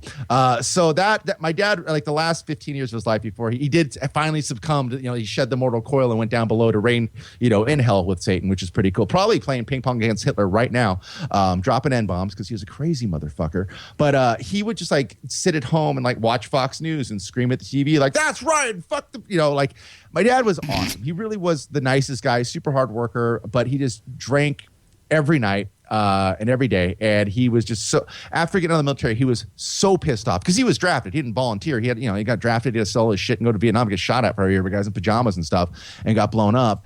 And so when he came back, he was just mad. And this is the weirdest thing, and this is awful. And I tell people this, and they get really bummed out, and they get all quiet. But my dad was super racist, but he wasn't super racist. Like my mom's a Mexican. So my dad married a Mexican, and he hates Mexicans, but he's married to her for 30 years or whatever until they got divorced. Oh wait, let me stop you right there. About the you guys about the Mexicans? Jesus, dude. Oh no, not the Mexicans, just everything, right? Like I'm dating a Jew, right? So cool. Now everybody has clearance for Jew humor, right? Yeah. Another guy. The horns, a loyal listener that used to be affiliated with the station is dating Mexicans, so we get to make fun of Mexicans. That's nice. Yeah, so I mean, Catholics, Mexicans. I mean, by relation, we're clear on all levels. Yeah. Don't worry about any of that. Yeah. Okay. What was your thing? Hello? Are we still doing a radio show right now? Yeah. Is it working? Oh yeah, I'm done asking questions though. Okay. Oh, so sorry. No, the racist thing is my dad is like this. That's hilarious because my dad in Vietnam, all the guys in his platoon, because they had 2 tanks. Like there's a 2-tank team that would travel around and drive around Vietnam and do bullshit. All the guys in both the tanks that my dad is in a platoon with were all black. My dad was the only white guy in an all black platoon. So all his best friends from the war and in the war and shit were black guys. So he like wasn't, and he grew up in like an all black neighborhood where he got the shit beat out of him because he had a big mouth. So it was just so funny because before we get too racist, is anybody dating a black chick? Well, maybe, I don't know, probably. No, we just need a way to make this all okay. Yeah, if one of us are fucking a black chick, he's fucking it out with Charlie, black guy. So it gets more okay than that. It's like Good Morning Vietnam, but like way more, with more F bombs, maybe a couple N bombs. Anyway, long story short, my dad came back to the States. I always felt my dad was kind of like, nah, not like he'd use the N-word and stuff, especially watching Fox News. But I think he was really pissed because when he was in Vietnam, I think the military is like the great equalizer. It didn't matter what color you were. It didn't matter if you were rich or poor. You fucking got drafted. You're in Vietnam. You're trying to die or get fucking blown up. So all his best friends and stuff are black. I think he thought when he moved back home that all that shit in the military that like kind of like didn't matter would just like transfer over. When he came back home, no one would care. And then when he came back home, he kind of saw that like black and white people weren't as cool together as they were when they were in the military. So then he was like double pissed about it. Like he was butthurt at black people for not wanting to be his friend and for society being that way. But then it just kind of translated into like, 13 Budweiser racism, which is not really how he was, but it was hilarious. So my point is that's why that stuff. Budweiser racism. You know what I mean? Like, oh, the fucking blacks and the Jews, but like he has black friends, he has Jewish friends, he's married to a Mexican, but he would just get that, like the kind of like the drunk uncle character on Saturday Night Live, but I know exactly what you mean. The term was way gnarlier. And it's like we all have those relatives and friends, and some of the people we know are those people where he would just if you did a transcript of what he said on a drunken Sunday night, holy fuck, this guy is like Hitler times 10. Is anybody else hearing this fucking static shit? So what the shit is that noise? Yeah, Dan, you getting electrocuted or something? Is that me? I mean, it sounds like you're getting tased. Maybe it's not. It might be Skype being weird. Want me to Holy fuck. We'll fix it. Hold on. Kick something. Yeah. Yeah, punch it. Punch in. Trust me, I'm an engineer. Let's see. All right. That worked. Yeah, I just plug the mic and replug it. It's a USB. It's like a $11 cable, right. guys. So anyway, long story short, the first Snow episodes where Snow's talking about them giving him watermelon on skis and saying all the racist shit to him. That was just my interpretation of how my dad would act. Like with his black friends, they would like bust his balls as hard as he'd bust theirs, and the shit they would say was like so gnarly and so above and beyond what normal people talk about or the way they like make fun of each other. It just didn't matter. And I felt like I said, like the military guys, I think that resonates with them because it's like, yeah, dude, you don't give a fuck. If you have a friend who's black or Mexican and here's your fucking battle, you might call him fucking Spick or Jungle Bunny or whatever. And you don't mean it as a racist thing. You guys are just being dicks and busting balls because you're 19 or, whatever. And you're in a scary fucking situation where you're like, fuck, man, I might as well pass the time by making each other's laugh and, playing cock rock and shit than sitting and being all bummed about it. So that's where a lot of the inspiration for the AFT and the anger and stuff came from, because like I'm way more of like a pussy than my crazy old man was, but I could easily empathize with a lot of his rage and why he was so mad at things. Like if my dad was alive right now, he'd probably be telling you like, oh, Trump's a genius because Trump's against the system, blah, blah, blah. He would be a Trump supporter and in a monster truck at the rally in Orange County, running over hippies or whatever.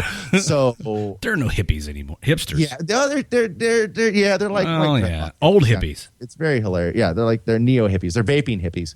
But, yeah, so that's where the inspiration I see what you did there. came from, like a lot of the stuff and a lot of the attitude of it. And I felt like I said, I lived in Hollywood for 15 years and did stand up and every night in Hollywood, and the audiences in like Hollywood and I did stand up in New York too. My best friend lives in New York. Those audiences aren't akin to like listening to that kind of whether you're joking or not. They don't like stuff that like hard or that not, I don't want to say edgy, but that like that mean or to like talk about that. I would tell stories about my dad on stage and people would be horrified. Like, people don't really talk like that. I'm like, motherfucker, just because you moved away from fucking Nebraska or where the fuck you live in and moved to LA and Silver Lake and try and reinvent yourself as like a fixed, gear bicycle riding fucking hipster with a fucking neck beard. Bullshit. We all come from places where our fucking, we have obese, racist, embarrassing fucking relatives that we know and love because they're our fucking relatives. And that's just how people are. No one's perfect. So AFT was a good outlet because we could write whatever the fuck you want and make it crazy. And even like not racist, but like talk about racial shit because I didn't think it was a big deal because I thought it was funny because we've talked before the show. We've changed voice actors for some of the characters over the years. And the first guy that did Snow was the voice of the Snow character. The black guy was white. The second guy that did it for like a year or so was a Mexican guy. The third guy was a black guy that wasn't that good. And the newest guy that we had starting last year is this guy he's an African-American, a black guy that lives in New York who's super fucking funny and does a great job. And I never had a problem casting that but when we did castings to find new actors, we would get actors that were black guys that had a problem with doing that character, or were white guys that had a problem with doing that. The white guys weren't as bad. I could see where the white guys were coming from, but the black guys, I'm like, come the fuck on. This isn't, this is the whole point. Is this character's kind of funny, and he makes fun of people that are racist on both sides. So I don't know. That's kind of a fucking boring hippie answer. I've seen a couple of comments here on the Facebook from a specific person. Mm-hmm. I'm going to call this person out. Hope. Sure. Hope, if you have an issue with Dan from Action Figure Therapy, why don't you give us a call? 415-889-8367. 415-889-8367, because he's not watching the Facebook thing, and I am, and I see your comments. Well, so, how do you? Which is because you guys said it crashed earlier, but it's back up. I mean, Hope said something about it's on the WTF radio page or what? No, it's on the U.S. Army WTF Moments page. Oh, okay, the big page. And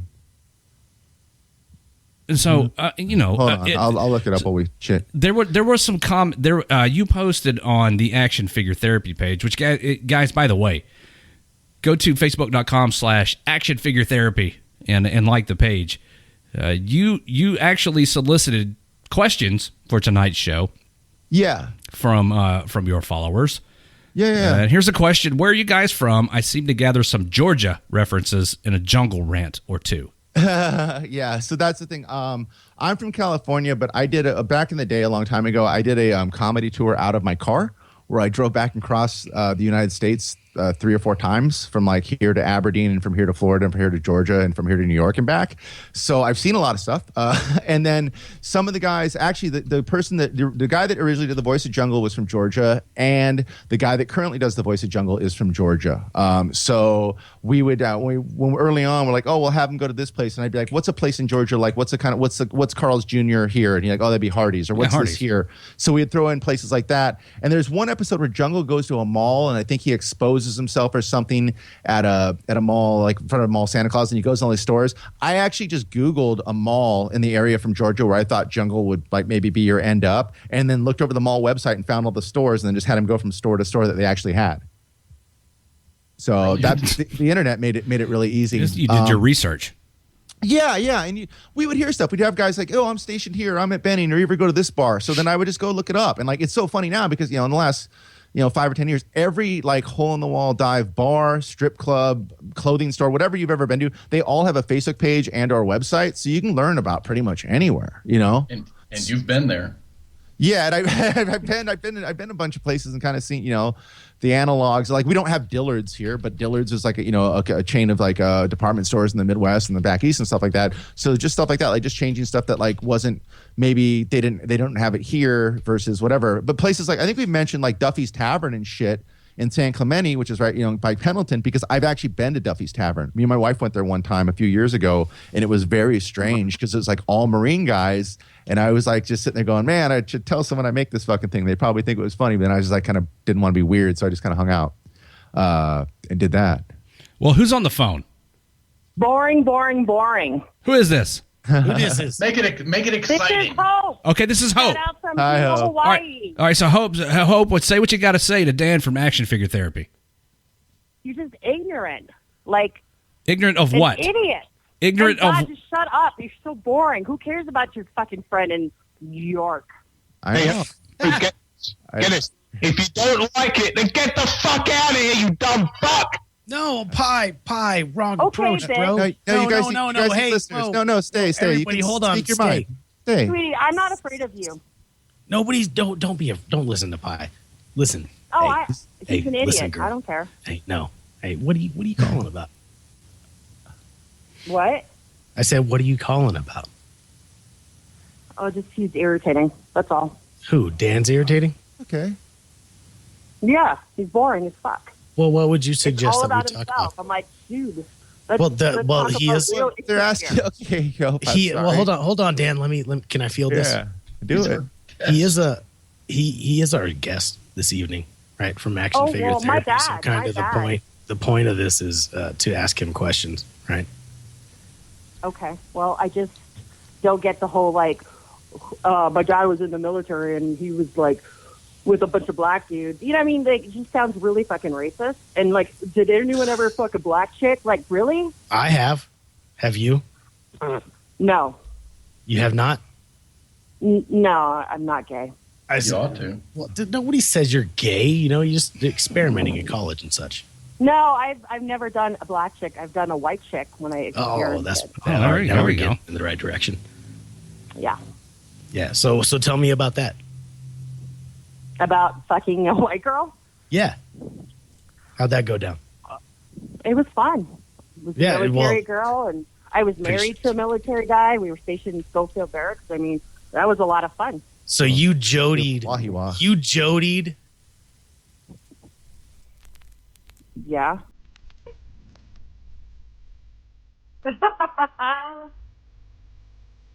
Go on.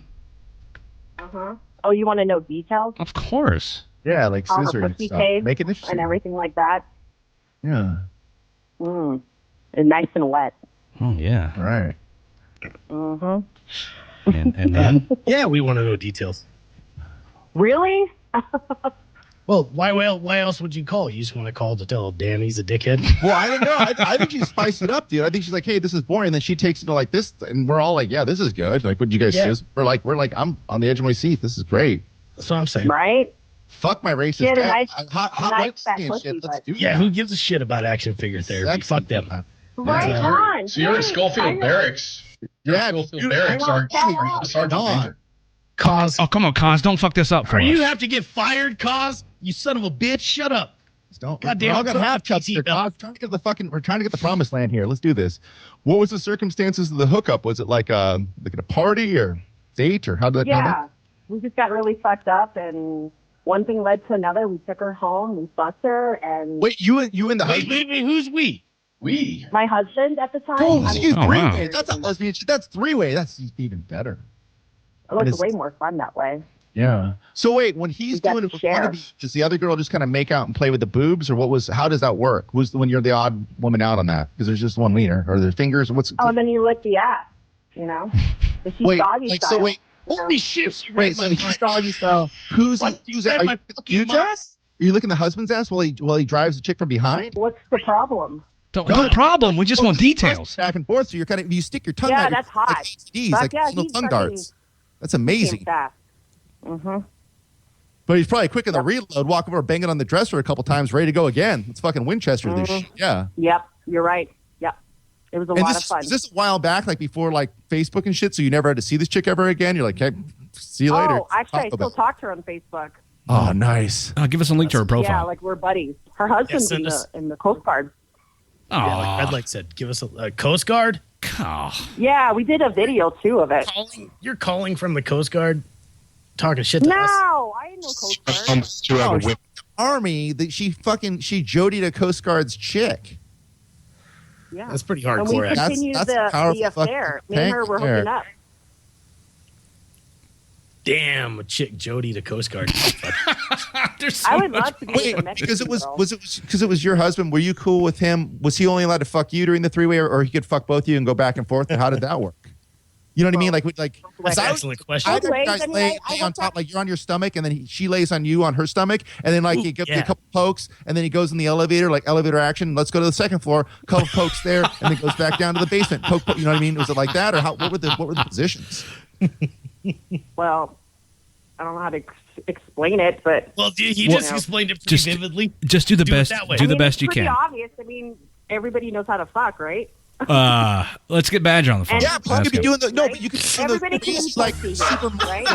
like stand up, your legs are out, and it's Holy shit! you know, like boner jacks are into you, but you know what I mean. Like there could be complicated shit. So we're just asking, how far did the situation escalate? Like we heard doggy style. I'm down with that.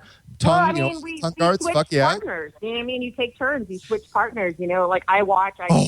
Maybe he's eating her pussy and I'm jacking him off. You know what I mean? Okay. And then when you say there's you many switch, ways. do you tag? Like you like slap hands like WWF, like Yeah, ladder that's it. style, Yeah, where you're you're like, like, my tag turn. in, fucker. My boner's not gonna fucking lick itself. And then You're he like, out. My turn. Yeah. Mhm. oh, that's great. Did everybody come? Is it a fair trade situation, or did Oh somebody hell dog yeah! style? We all, of course, us girls, we come faster, like in way more. You know what I mean? We all just come one time. Yeah. Oh, here's Badger. Badger, you rang? If does everybody know how to fuck? Because if there's anybody that doesn't, I figured it'd be you. Well, I know how to fuck, so your argument's invalid. Okay, thanks. Burn. All right, thanks for your call. Later, guys. All right. Bye. Well, it's a valiant effort.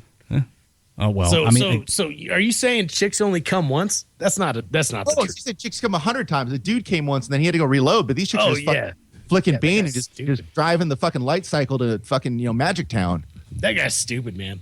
I had sex like 18 times this last weekend. Wow, your hand must be super sore. So, I hope. Wait. First of all, Hope hung up, and I just right before I got to ask her a question. Let me interject here for a second. Don't be interjecting. All right, go ahead. Needs to fucking go somewhere else that's not here, because obviously she has a huge problem, and I'm pretty sure she's CEO of fucking Depender United. Because until the conversation started with her, that was the best part. No, she shifted. You're like, you're boring. Fuck you. I had a 3-way, and then it was all about her. She was totally happy. But we did learn. Yeah, hey, Pie, don't feel like you're the only one who picked up on elevator that. action stuff, but we couldn't get that. We all picked up on that, Pie. Oh, I know. I just wanted to kind of put it out there because I don't think Hope really understood what was happening. You know, and it sounds like Hope's had a couple wine coolers. She's a little loose. You know what I mean? She's not real. She's a little cranky. She wanted to get some me time. I was happy to give it to her. Not give it to her, obviously. It's like tons of trouble and shit like that. But, I'm going to give it to her in a verbal way. But yeah, I think there was more butt play than even she led on to, too. And I respect that. And a tip of the hat. You know what I mean? Licking his ass. If you're licking an ass, then there's shit going in. You know what I mean? There's no licking an ass without getting a couple like a thumb. You know, the little Jack Horner shit when you're in the doggy style thing. I don't know. That just. I hope there was some Purell at the end because I don't want people getting like pink eye or infected finger. Or Brown eye. Hopefully nobody has a nail chewer. You know what I mean? That's all you can really pray. There's no exposed cuticle. On WTF Nation Radio, what I think you should do is put together a little skit with Ninja and Hope getting it on. Just find her Facebook page. Just read her blog and buy all the material you never need. Facebook page. That's the weird thing because some of you guys are a little bit like older than over 30. It's weird now because if you had some weird 3-way like 20 years ago, it didn't matter. You never see the person again. But now it's like, yeah, no, we're Facebook buddies. We still chat from time to time. Like, oh, I love the picture of your cat. Oh, your kid won the little league game. Remember that time we hooked up with my husband? Yeah, remember that? Yeah, very good. Hey, your lawn looks. I was jacking him off, and then you tagged me, and then you were jacking him off. I was like, Tag me in. John Cena. Yeah, now your lawn looks nice. And then that 1 year memory comes up. Hey, 1 year ago today. Yeah, I think that shit. That's the thing about military guys. I think the 3-way shit goes over a little bit better than it does in the civilian world because in the civilian, not that Hope's life is going perfectly or whatever that worked out, but like. You never hear a story about a 3-way, especially like married people. That's like that. Oh, that's so strengthened our relationship. It made our marriage so much better. It's usually that's usually the point you can backtrack to when like shit started to fall apart. And 6 months later, she's lighting his clothes on fire and driving her car into the garage door or whatever. So, the military guys, they have a lot of 3-way stories. I think there's a lot of time to kill. And you get moved around a lot, so you're like in unfamiliar territory. Like there's booze involved. It's like, hey, let's loosen shit up. With a little bit of butthole licking, I guess. I got to.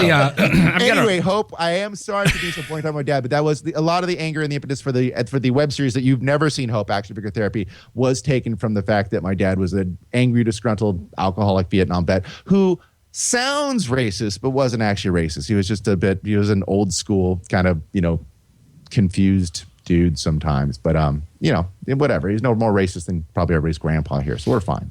And he's dead, so he's. I'm going to go out on a limb here and say that all of us are a little bit racist. Yeah, but not really. But especially like the veteran community, we all know each other, and we're all built to be the same fucking machine, right? So also familiarity breeds it breeds contempt. It breeds like friendship. And stuff like, you know each other. I don't mean a racial way, but I mean you get to know guys pretty well, and their foibles and their idiosyncrasies and things that are annoying about them. So it's pretty easy to pick apart things to like have to be pissed about or to burn people about. So but ultimately this is the best machine for combating racism that I've ever fucking been in. Better than the civilian sector. The military is good for that. They kind of beat into your head that unfuck yourself. We're all the same fucking machine. And grab a shovel and dig, fucker, and shut the fuck up. Yeah, exactly. So I don't think that's of all the like PC and new age liberal like college stuff and classes they have, and like, you know, college kids like, well, I took this class in peace and justice. I think getting stuck together with a bunch of guys that you maybe have nothing in common with and having to work together towards a common goal, or you're going to get fucking smoked and you get yelled at and get in trouble, is like the best training to actually learn how to get along with people, not just tolerate whatever the fuck that means. You know what I mean? Like tolerance, like. No, like work with a guy you have nothing in common with, you hate his guts, but that's it. You know, it's just, and I don't mean hate his guts because of what the race they are. It's like you fucking work with. The common thread a lot of military guys we talk to is like they work at guys who they fucking hate, but they would do anything for. You know what I mean? Like you take a bullet for the guy, but you can't stand him during fucking normal hours. And that's kind of like, you know, being a civilian, we don't really have that. We have like, oh, we went to school and we go to work, and I don't really like Ted, but he's okay. I guess we'll go to the party Friday night at his house. So his wife's kind of a bitch, but he has big tits. You know, like so. I don't know. I just think that's like going back to like the fan base of the action figure therapy thing. The fact that it's all military guys is really fucking cool because the sensibility is so much fucking different than, you know, the reality that I come from and that I experience even on, you know, on everyday regular life as well. So it's kind of a fun group of people to get to see and you know and engage with, because I think a majority of people don't fucking do that. And that's the thing. You guys talk about like gun stuff a lot on your show, like, you know, gun riots, or that dumb article by the Huffington Post by some professor. And it's just like people that aren't in the military, haven't served in the military, will never have the same perspective or point of view on guns because they just don't fucking know. They don't know how to handle them. They don't know that they're scary. They don't know that they're a tool like anything else. You know what I mean? And it's like, it's a weird fucking position to be in where like the people on TV that are making policy and bitching about this shit have probably never even held a gun. They're just afraid of a gun, you know, and they fight back and forth about something that they don't really understand, which is just weird to me. You said you've never served, but you've kind of immersed yourself, I guess, in the military community and doing the action figure set therapy. So where do you see yourself in society? Do you see yourself as kind of part of the community? Or that's a good question. To be honest, I thought about that a lot lately. Makes you feel like a fucking weirdo because as younger, you know, I'm like a big super liberal pussy in the fact where I think like, yeah, gay people should probably be able to get married to where the fuck they want. Yeah, people should probably get to be able to abortions. Yeah, people can be whatever religion they are or not. I'm not really religious myself. I think all that shit's kind of like, I'm not an atheist. I'm agnostic. I'm sure there's something. I don't know what the fuck it is, but I don't care. I don't want to hear about yours. I don't want to bug you about mine. But as far as like my point of view and my internal shift on my value so much, my perspective on stuff is a lot different than it was 6 years ago. Like I know a lot more about shit that people go through. And I would say within like the first year of action figure therapy, and I'm sorry, hope that this is about me and not about licking a stranger's pussy and or butthole, but I'm going to say it anyway. A lot of the stuff I learned is like, I looked at my Twitter, you know, stuff I used to post on Twitter and Facebook, you know, 6.5 or 7 years ago. And then like a year after AFT started, like, I never bitched on Twitter or Facebook about anything that I wasn't clearly joking about ever. Like, oh my God, I'm late to work, or my coffee was cold, or this or that. Because like my problems, especially 5 or 6 years ago when we had a lot more guys deployed and shit like that, and they were emailing us every day and we were in contact with them, there was nothing that I could fucking complain about that mattered at all. Like I think I was married by then, but we hadn't had a kid yet. So my life was basically as a single guy that was just barely new married. I had no fucking problems. Whatever the fuck, my car caught on fire, I got, you know, fired from my job, or, you know, whatever the fuck happened, or my laptop got stolen at a Starbucks. That was nothing compared to the guys that were trying to like stay up till 3 a.m. and watch our videos on a fucking some worse than dial-up connection in fucking Bagram or Afghanistan, you know, and sending us emails like, oh, thanks for making the video this week. It was funny. Like, that's one thing, is like, it just made me, I'm still the same pussy, but I really don't let myself complain or get bummed about anything. And I think I used to be a lot more like, oh, woe is me, or life is so hard, or I'm an artist and people don't understand me. And that fucking faggot shit just melted the fuck away real quick. Like within 6 months, it just went away. And I'm sure the YouTube callousness is a thing that, you know, you'll get a lot of them comments, but we need to take a break. We need to take a break. We'll come back to the YouTube callousness when we come back. See, there's two things. The YouTube callousness is because I did stand up and stuff like that. She's like, you're a faggot, you suck. I was totally used to. But this, we'll come back and talk about, but that this is a whole nother level of just like realizing that we're, tens if not hundreds of thousands of people defending our country all over the fucking world in shitty circumstances that they didn't have control over. And I had no reason to bitch because I lived in like Los Angeles and lived in a house that had cable and shit like that. So I thought I thought all my friends were the biggest pussies in the world. And it made me kind of not hate, but like definitely resent a lot of people that I was friends with that just didn't get the fact that the people that they were complaining about weren't. Well, store that. And we'll come back to it. Yeah, I'm a few minutes overdue for a break, man. Let me go ahead and take this break and get my beer refilled. Yeah, me too. And we'll be back here in just a few minutes. What time is it? Oh, we still got an hour-ish of the show left. And it's going to be all titties and farts for the next hour. Could be. That's very possible. Yep. We'll be right back, guys. Don't go anywhere. Yep. WTF Nation Radio. Yeah, shots. It's your good pal Jungle here to answer questions posted by some of my loyal AFT fans. Let's get to it. Vicky Lynn asks, Dear Jungle, would you ever shave your mustache off? And, if so, under what circumstances? Well, first off, Vicky, you're one of the hottest pregnant chicks I've ever seen. And pregnant chicks are my favorite because, it's not like you can get more pregnant, so no condom. To answer your question, hell no I wouldn't. It's a national treasure. Cutting it off would be like giving the Statue of Liberty a dirty Sanchez. Sounds kinky, but you just wouldn't do it. Phil asks, Hey Jungle, I'm retired Army, and civilian life is sucky and boring. What can I do for excitement? I feel you, buddy. Many is the time I've been back home on leave, and I've longed for the thrills and excitement of the battlefield. Usually, I'll get fucked up, steal a riding lawnmower at Walmart, and see how far I can get before the local cops deploy a spike strip and then tase the shit out of me. Or I'll sneak into a laser tag center with a paintball gun and shoot the shit out of anyone in the place over the age of 18. Laser tag is a children's sport. If you're old enough to buy porno mags, you should be at home jerking off, not playing space dildo with your nerd friends. Ben Longtits asks, Hey Jungle, how does the Positrack system in a Plymouth automobile work? Ben, that shit works via science. What do I look like? An instruction manual? Quit wasting my time and Google it, motherfucker. David poses the question, how much bullshit can a bullshit if a bull posted a stupid fucking question on Facebook? God damn it, man. What's up with all these mathematical and scientific equations y'all keep sending me?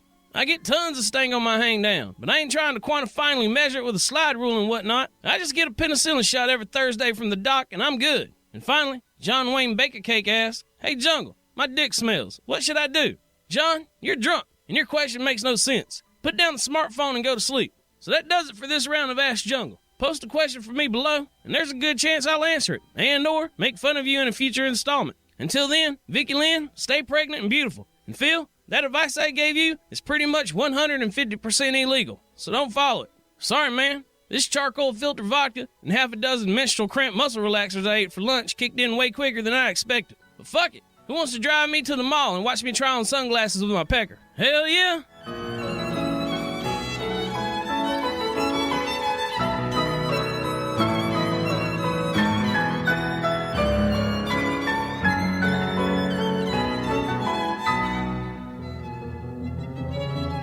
The voice of U.S. Army, WTF Moments. This is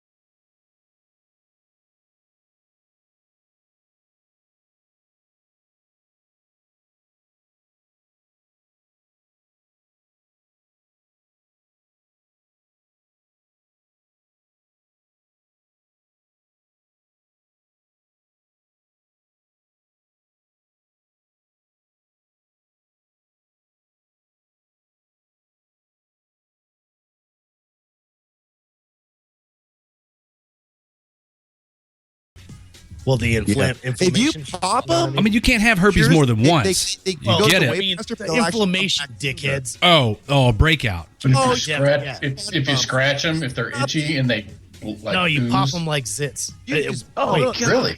Nail, Yeah. You put a little nail polish remover on them, you're good to go, dude. You can yeah, back and then they're problem. squared Does away. that stop it? Yeah, it's like super glue. Super glue, nail Oh, polish nice. remover. Okay, cool. Yeah, it's like Gorilla Glue. Get a little moist. There's moisture down there. You're good to go. No problem. Really? How much time before we're on the air? Red Oh no, light? we're on Countdown. there. I thought I'd said that already.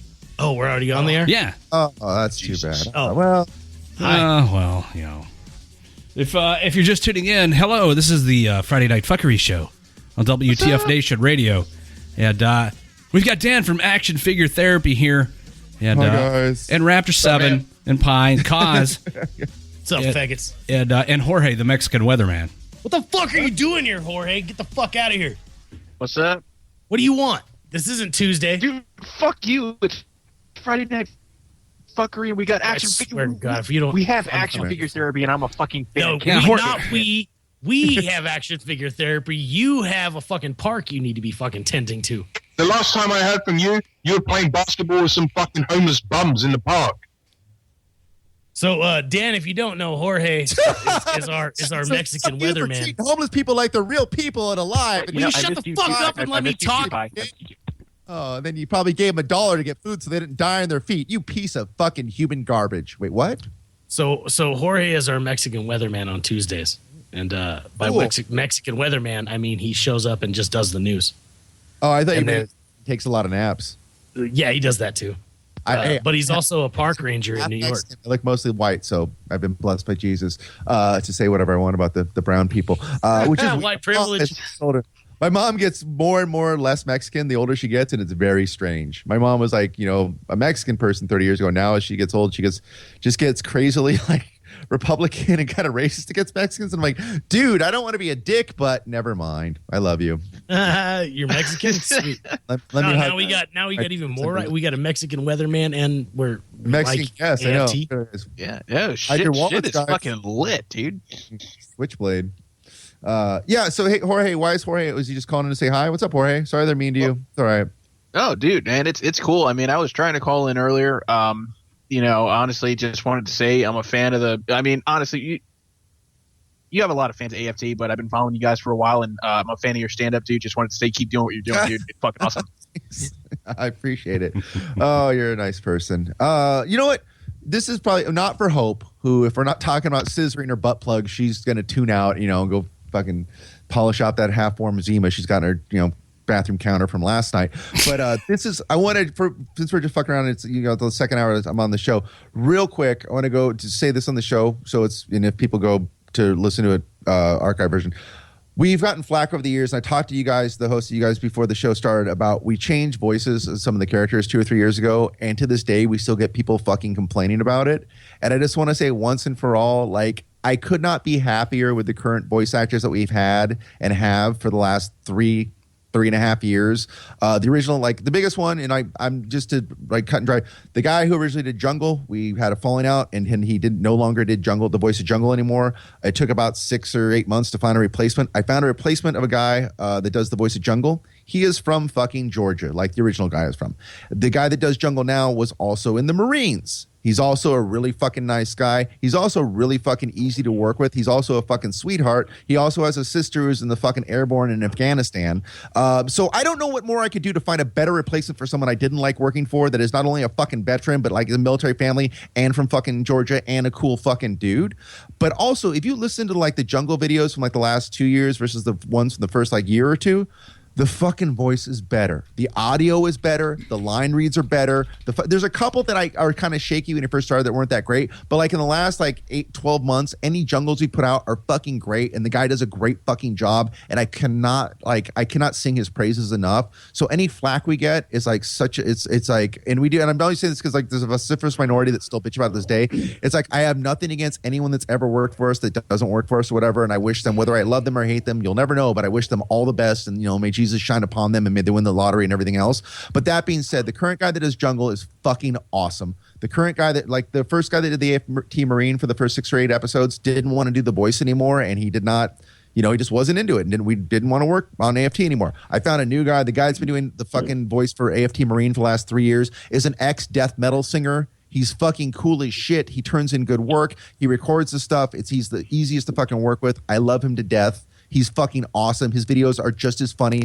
That pussy test video they played at the beginning before I came on, that is the guy that's the newer version. I miss the old Marine. Oh, there he goes. There goes the static. Jungle. There it goes. 1 second. Fix it. All right. And we've got a caller on the phone. Sorry. I just want, that's my little mini rant, but like the guy that currently does Jungle and has done Jungle is awesome. The guy that does the Marine is awesome. And the current Snow that we found that we changed over last fall does a great fucking job and is so fucking funny and does such great work. I'm so happy to work with all those guys. And the same thing, the guy that does AFT Medic and Marine and the Tanker and all the guys that we've hired the last 3 years have been a fucking blessing, and I can't sing them enough. So if you're still bitching about not liking the new voices and it's been over 3 years, all I can say is go watch the old videos and quit fucking bitching, because the guys that fucking work on it are fucking awesome. Okay, who's this? Tell them to go fuck themselves. Who's this on the phone? 631. Because they'll go on and 631, you're on the air. Videos, they'll taint it for new people, and it's like, this. fuck you guys. Who's the caller? Those guys do a great job, and they work their fucking asses off. And I love it. I think it's great. And if you don't, well, that's your opinion. 631, you're on the air. Go ahead. Talk while you have a chance. Scar's fucking wife. Go Scissor Acosti's wife. That's a great t-shirt. By the Caller, go. Hello. Hey, good evening. Hey, good evening. Salutations. Hey, look, man, I'm not trying to gush too much, man, but hey, look, I watched a couple of videos, but hey, the one that sticks out in my fucking mind is the honey badger trick or treat story. And I lose my shit every time. I made my fiance listen to it. I made buddies listen to it. I lose my shit every fucking time. I'm sorry for that. Okay, I'm done with that. Now, my question is, yes. My question is, how much is real and how much is scripted? It's all, well, this stuff. So I do the voice arranger and I write all the episodes pretty much. So we write scripts for everything, and so all the characters, it's pretty much scripted. They do a lot of takes. Like if there's like a 1-page or 2-page script, that takes like, you know, it's like 90 seconds of dialogue. That will take 10 to 30 minutes to record. Because especially if I'm there, I'll make the guys redo it and go, no, do it this way. So it'll be funnier. And with myself, I do the same thing. Like a 3-minute script takes like 40 minutes to record. It's 40 minutes of talking that I have to listen to like 10 times and edit down and cut down. So it takes 3 or 4 hours just to edit the audio for a 2-minute episode, which is crazy. But the real shit, like the honey badger blood orgy, like the one with the dog for next door, Classic. The real part of that is when we used to, our old house before we moved, when we lived in Los Angeles, my wife and I lived next door to this lady who moved in the house next door and ran a fucking illegal dog kennel out of the house. When she first moved in, she's like, oh, hey, I'm so-and-so. I'm the nicest person ever. And then lo and behold, she started running like an exotic animal training business that her parents ran. Like they trained tigers for like, because it was in Hollywood, they trained tigers in Malibu for like movies and shit like that. But then she had like an offshoot, like shitty dog kennel business, but she wasn't running it out of Malibu. She ran it out of a 3-bedroom house next door to us. So there would be dogs and she ran problem animals, like pit bulls that kill people and, mastiffs that, fuck people's faces and you can't control. So she would leave these animals in her backyard, and then she was like kind of hippy dippy. So on the weekends, she would leave for 2 or 3 days to go to we're going to Visalia to ride bikes or whatever the fuck, or take mushrooms in Joshua Tree. And she'd leave these fucking dogs in her fucking backyard howling like on the lanai and like chained to the fucking back porch. And we had a cat that was an indoor cat, but if it ever got out, those dogs would definitely eat it. And the cat, Stanley the honey badger is based. You're most definitely from LA. Yeah, exactly. Lanai. Is based on, because the houses are right next to each other. You know what I mean? That's why it's so fucked up. Stanley the honey badger is based on a cat that we had that died about 1.5 years ago named David Taylor. David Taylor was found on a roof. It was abandoned because it bit. We got it as a kitten, probably 7 weeks old. It's bit and scratched from the time it was a kitten. When I got it, it smelled like cigarette smoke and bad perfume because it was like the crack addict girlfriend of an ex-roommate of a friend of a friend. Best cat ever. Because it was out of season. It was morbidly obese and it hated everyone. And I was the only person on the planet that could pet it and or even pick it up, and it would still bite me sometimes. So much so when we were trying to sell our house and move it 3 or 4 years ago, the fucking cat attacked the real estate agent because it got out one day out of the cat carrier and hid under the bed so it could jump out and leap and bite her. And so the honey badger episode was based on fucking the neighbors next door running a kennel, and what I would love to do if I had a pet honey badger that would kill and rape and sodomize all their fucking animals in front of them. And the same thing I earlier talked about the UFC teabagging story. I live in Orange County where there's a million UFC fighter people and dojo gyms, and there's just all those douchebag wannabe tough guys everywhere, and I would love to just fucking murder them. I would love to just, cut off their fucking rat tails and choke them to death with them. But, again, laws and society and lack of being having Iron Man armor, which would be fucking killer, and I'd only use for evil and or fist fights. It's all nonsense, and a lot of the jungle stuff, just getting drunk. Like when I was young, we talked about this earlier in the show, I was dumb and I got drunk and did stupid shit all the time. I never stole a cop car, but I have done inappropriate dumb things. I've been naked in public and peed on things and jumped off things and done every kind of moron thing you can do. So when I write jungle, I just think of the dumbest shit that I ever did and soup that up a little bit. And when I write the Ranger stuff, I just think about my dad watching Fox News and how angry I am at life all the time, or how I used to. Now follow up question. Yeah, dude. Before I get cut off, No I worries. just got my DD214, and I was wondering, are you hiring any writers or consultants? So last year we fucked around with that over the years, and we've done it on and off. So it's super hard to do. And I even paid fans like where I did. I got some witty ass comments, man. I know. Matt, we got a guy back east in Benning. He's a tank instructor. Matt Rice is a guy he's written a couple episodes for us, and a couple that haven't been on because he's a tank commander and he does tank training. And a guy named Eric Leja is a artillery guy. Man, it's all about gang crew members. Exactly. So we've had a couple. It's just I'm bitchy and I'm real hands-on about the stuff. So I kind of even if you got hired to write shit, I would still rewrite 90% of it anyway. So it's almost not cost effective and or time effective. What about freelance writing? I'm an unemployed civilian now, man. I need a job. Send us an email. Go to send an email to info@actionfiguretherapy.com. I'm not bullshitting you. I'm happy to talk about anything or consider anything. But yeah, send an email to info@actionfiguretherapy.com and attach, I don't know, a paragraph or a description of why you think you'd be good or what the fuck you're trying to do, and I'll see what I can do. If I can help you out, I'll help you out. Because Matt Rice. Hey, I appreciate the time, buddy. I appreciate the time. I'll let y'all get back to y'all shit. Thanks for watching our shit, man. I appreciate it. Thank you. All right. Later. Bye-bye.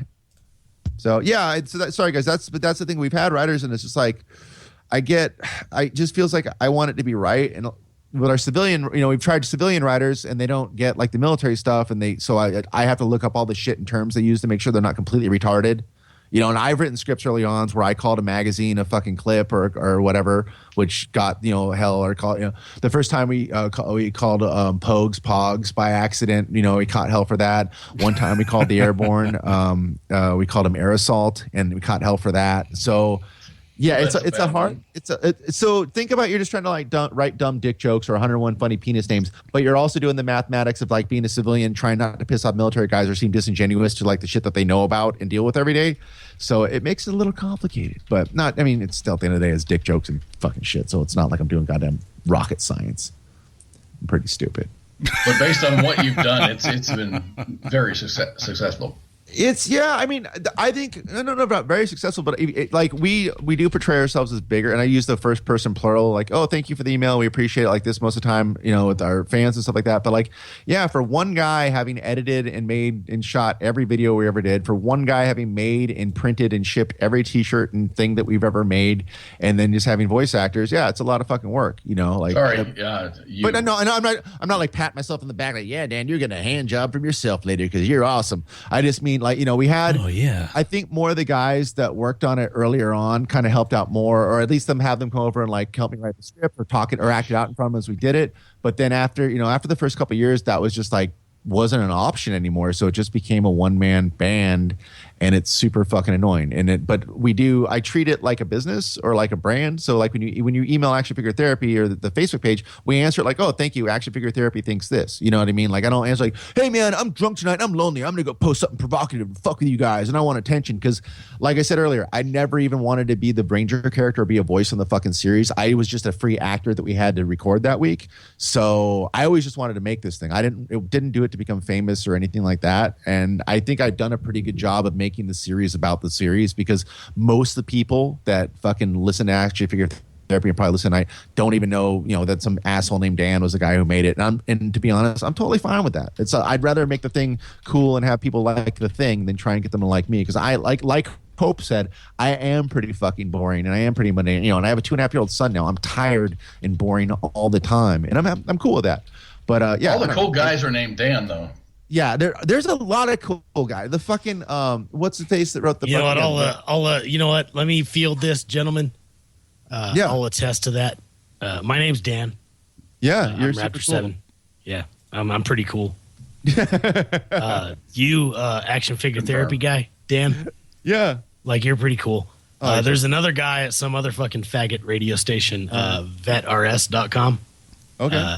They're pretty cool. Yeah, he's pretty cool. There's a Dan over there. I met him in person one time with Red Leg. He's shorter than I expected. He's a Marine. But a damn good kisser, I bet. Oh, yeah, definitely. Just strong lips, and the tongue's there, but it's not too much. You know what I mean? It's wet, but not too wet. Well, the mind is willing, but the body is fucking weak and fucking destroyed. Glendale water slide. Oh, beautiful. Yeah, what else? So I got to do my rant about the voice actors because I really do think they do a great fucking job, and I appreciate that. I got to do where the thing came from. What other questions or what other stuff did you guys as the host think about or wanted to ask me or want to know about the series? Because like I said, this is probably the first time in 3 or 4 years we've done a fucking radio interview or any kind of interview really. Because like I said, I don't make it about myself. You should do it more often. We kicked around like doing a podcast, like maybe like a AFT like podcast hosted by Ranger, because the thing is a lot of the videos more often than not are Ranger videos because I'm always in town. Sometimes the guys we work with aren't available because they're working on projects. Or like the guy who does the voice of Jungle Now is a comic named Mitch Burrow. He's from Georgia. He is a Marine. He's super funny guy, super nice. He's on the fucking road. He takes like a travel mic, but sometimes he'll be sick or tired and he can't record for a couple weeks because he's living out of a fucking car, and you're not going to do your best voice acting living out of a car, crashing on a couch or sleeping in a Ramada Inn. You know what I mean? We were going to do it like no, stand-up comedian is basically homeless. Yeah, dude, he busts his ass. He does, drive 2 hours to do 45 minutes that night, and then drive another 3 hours to do 45 minutes or an hour the next night. Yeah, comedians that do the road work their fucking asses off. It's not, you know what I mean? To get big and famous or to make real money, even people that are quote unquote famous, about, they're not rich. They're fucking, they make maybe $100,000 a year, but they might spend $40,000 a year in travel. And then everything else, Yeah, I got a question. And I'm pretty sure this is a no, but are you affiliated with Ameriking Videos? No, we get sent that guy's stuff, and I'm kind of I won't even. I think it's a shit. Oh, I'm on the fence about that guy. I'm not on the fence. That guy makes really funny shit, and I do enjoy his rant videos and stuff like that. Sometimes I feel like they're a little over the top or a little pandery, but I also feel like he's doing like kind of a character, and he doesn't, American, he's using like a fucking quote unquote like almost stage name, you know what I mean? So there's slack given there. And a lot of his shit is, it's cut and dry, like advice you would get from a like straight shooting kind of uncle or your neighbor who tells it like it is, after a couple of beers.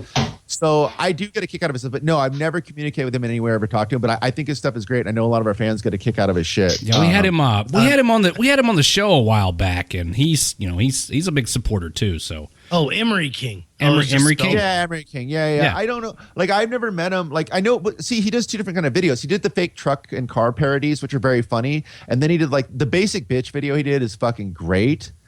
But like, I don't know. Like, I don't know. I kind of like, I respect the guy a lot because in one of his videos he talked about like, dude, he served time and shit like that. So he's talking about like cop stuff and all that stuff from like, some of you guys were fucking, police officers and shit. He's talking about from the other fucking way. And like I said earlier about the military stuff, it's like, dude, if you actually lived this shit, whether you were a cop or in fucking prison, I kind of feel like you have more of a fucking say, you have a little more weight to what you're talking about when you're talking about like criminal shit. You know what I mean? Like, I think he had one video like, hey, don't get shot, don't run from the fucking police. I don't care what color you are. If you run from the police, you're going to get shot, dumbass. You know what I mean? Like, I'm paraphrasing, but like, that's a good point that a lot of people fucking hear. You know what I mean? And coming from the cops is like, I saw that meme a couple weeks ago online, like, hey, why'd they shoot the guy with a knife? And then they posted like these 6 different knife wounds that police officers had gotten on the job. Like, that's why you shoot someone with a fucking knife, because you can get a 19-inch wound in your fucking, chest or face or whatever. You want your face sliced open? Yeah, no one wants to go to work and fucking die, and that's, they shot the guy. So, like I said, I think he's very funny, but I've never met him, and I don't know enough about the guy to know how much of it, if it's him doing a character or whatever, but like, he's a lot like, he's like Kenny Powers and Jungle on steroids times fucking, swagger. Like, he's real funny, real good. Dan, so. Tammy in the Facebook chat wants to know who's your favorite character. I don't like Ranger because I do the voice for him, so it's my least favorite. Like I hate that. I can't hear. I don't like. That's my favorite. Yeah, see what I mean? Like I love the figure, and I hate the fucking. I like doing the rant. I do feel like it's kind of a tribute to my dad and stuff like that because he's such a crazy asshole. And the Ranger character obviously isn't as racist or fucking much of a dick as my dad was. But and my dad was a good guy, not a racist. I'm just saying he was old school, came from a different time. But I mean, Jungle's the best. He's my favorite because he's the funniest and goofiest. But I also like the medic guy. I like the guy that does the EOD voice for us. He also does the voice of like Optimus Prime and Transformers video games. So we're so lucky to work with him because we don't pay very much, and he fucking does a great job. I like the Marine. I like all the characters. But I mean, Jungle because he's the silliest and he's the easiest to write for. Because you can kind of just I can kind of just stream of consciousness the weird and goofy shit that he would say. But I like all the characters, but I like Ranger the least because like I said, I never intended to fucking be a voice on the series or be in the series. I just wanted to write and fucking make the shit. So that's. Would you like an idea for a new character or maybe in passing? Yeah, we have, dude. It's just here's the deal with that. It's like. People tell us to do new characters and either they like them or they're kind of lukewarm on them. It's such a pain in the ass to find new voice actors that I like that'll be available like to record like once a week or every couple weeks or once a month. I'll record some shit. No, but you know what I mean? That will do like so I need them to do like 2 clean takes, like it's a 2-page script. It's like 2-3 minute thing. They need to Are you saying my takes aren't clean? You know what I mean? Dude. Like it's a lot of work, and then I have to go through them, and sometimes I feel like branching out more and more and more.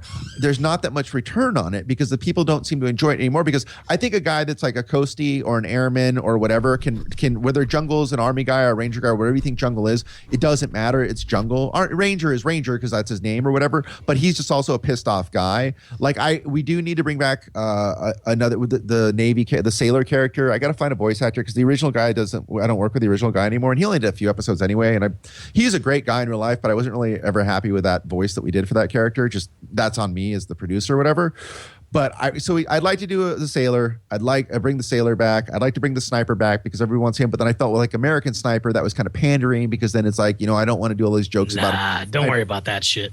Well, I don't worry about it. I just think about it. You know what I mean? And then we also have I have a list, dude. I have a list of all these other characters. We have figures picked out. We even have scripts. I want to do a warrant officer.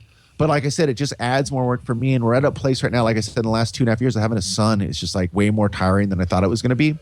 And, things just got more real where I'm like, I work a lot and I got to make actual real money versus just doing this as kind of like a hobby kind of. You're preaching to the choir, bro. Oh yeah, dude. I'm sorry. Yeah. You guys do a radio show. I mean, how fucking unfulfilling is that when you look at the money at the end of the day, but you get to fucking be yourself and talk about what you want for 3 or 4 hours at a time. Money? Hey, you know what money? You say money.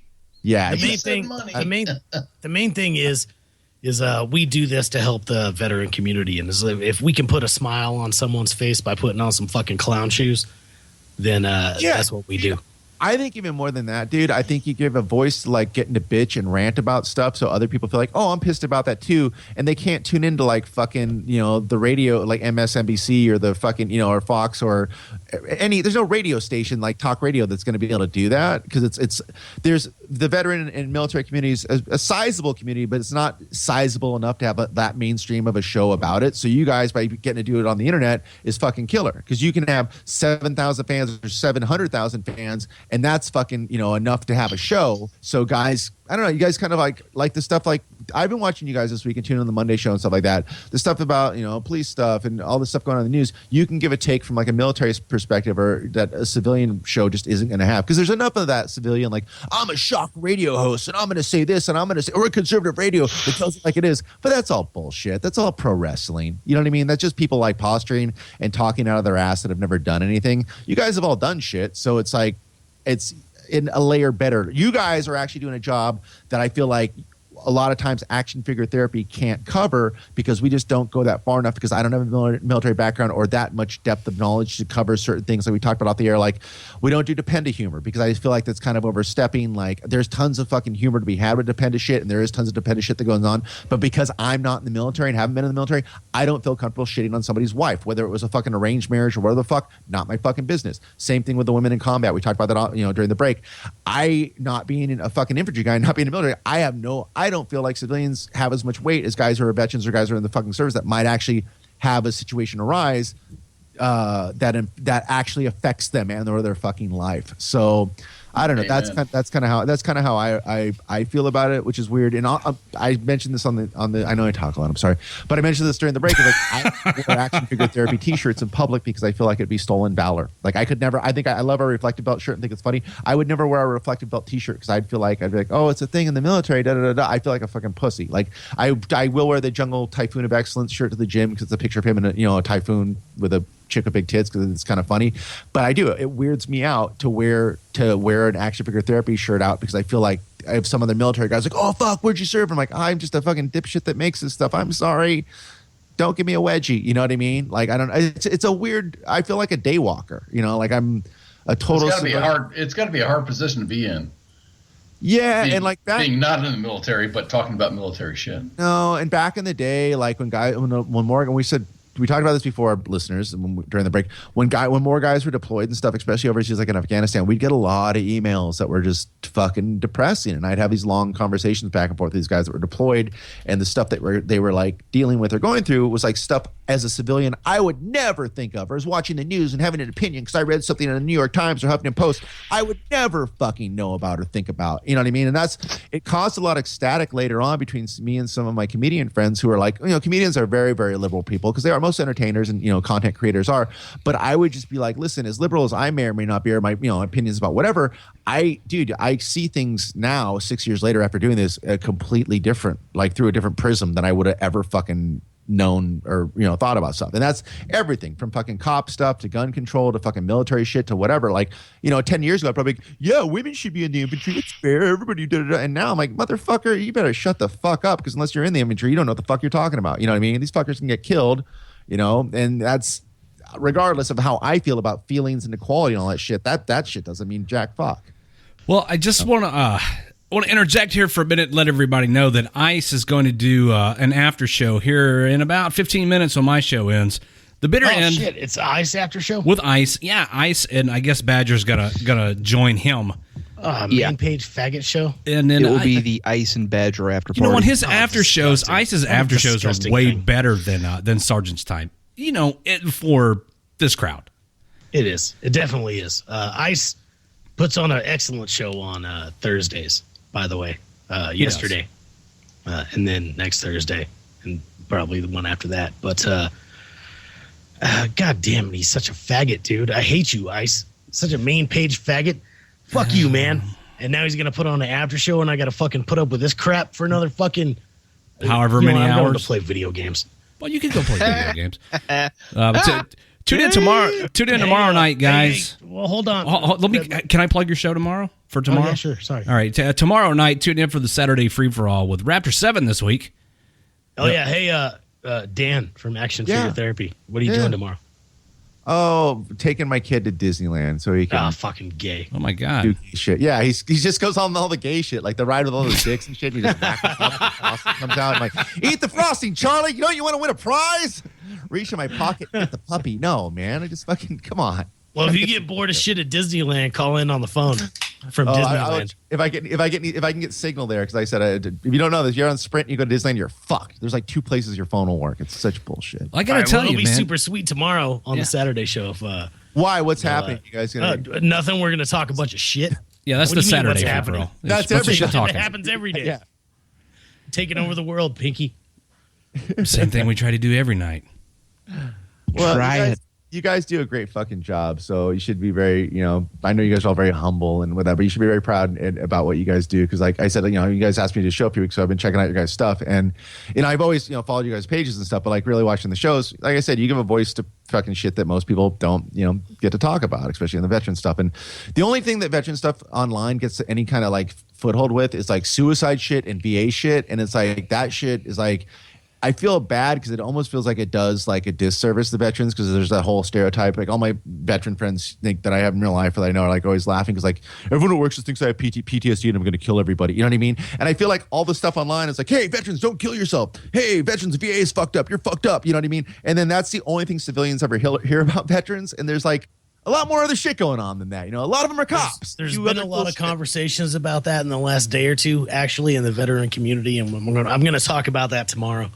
Okay. So I feel like it almost does a disservice. You know what I mean? Like, yeah, I know. It's like those fucking anti-rape lectures. Like, yeah, everybody knows not to rape. We just have to find the assholes and, stop. Yeah, that's a whole topic conversation we're going to cover, and I'm going to cover it tomorrow briefly.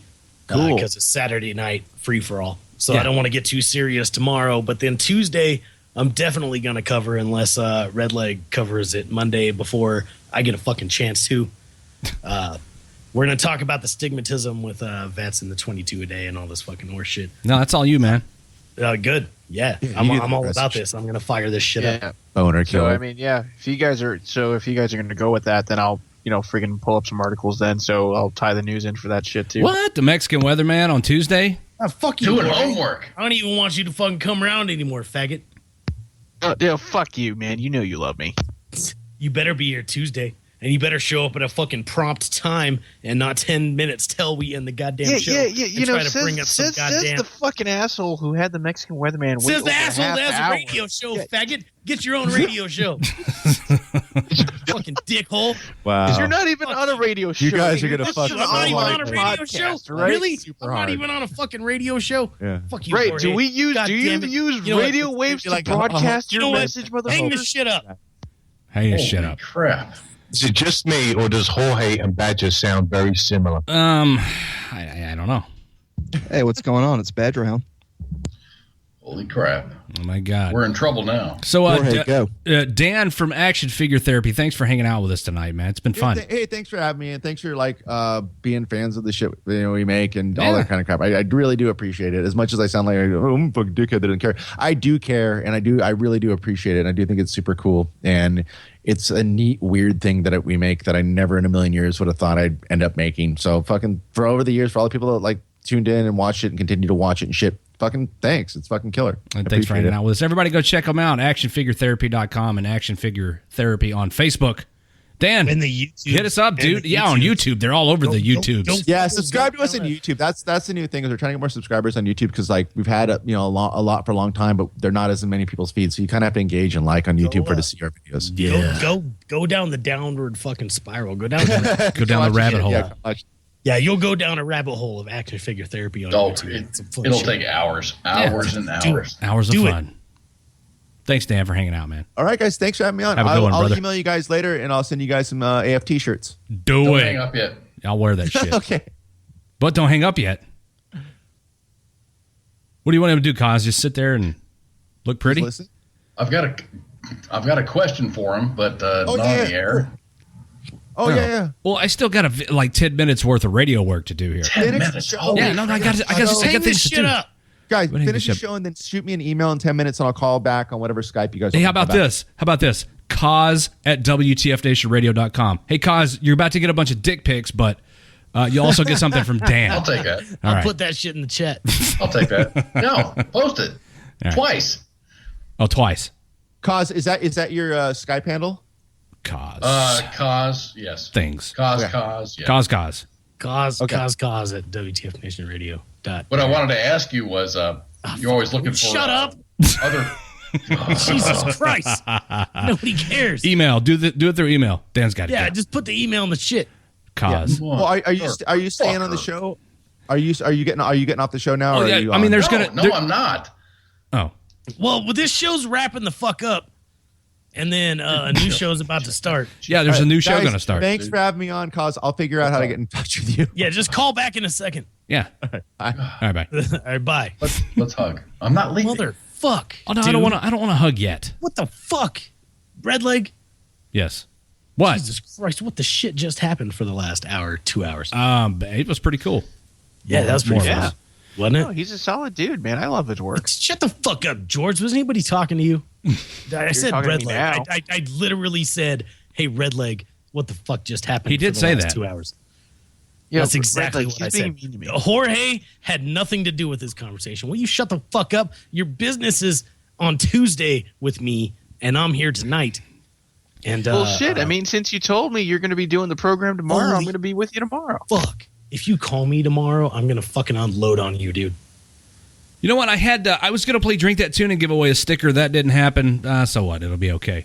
Yeah, And fuck then it. I had a few songs I was going to play, and I'm not going to play those. Who cares? Yeah, fuck them. That was good. Hey, what else? What else were you going to do? What else? Oh, I was going to plug your show tomorrow night. I think I did that. Oh, yeah, you did. And then I was going to say on Sunday, something may or may not happen.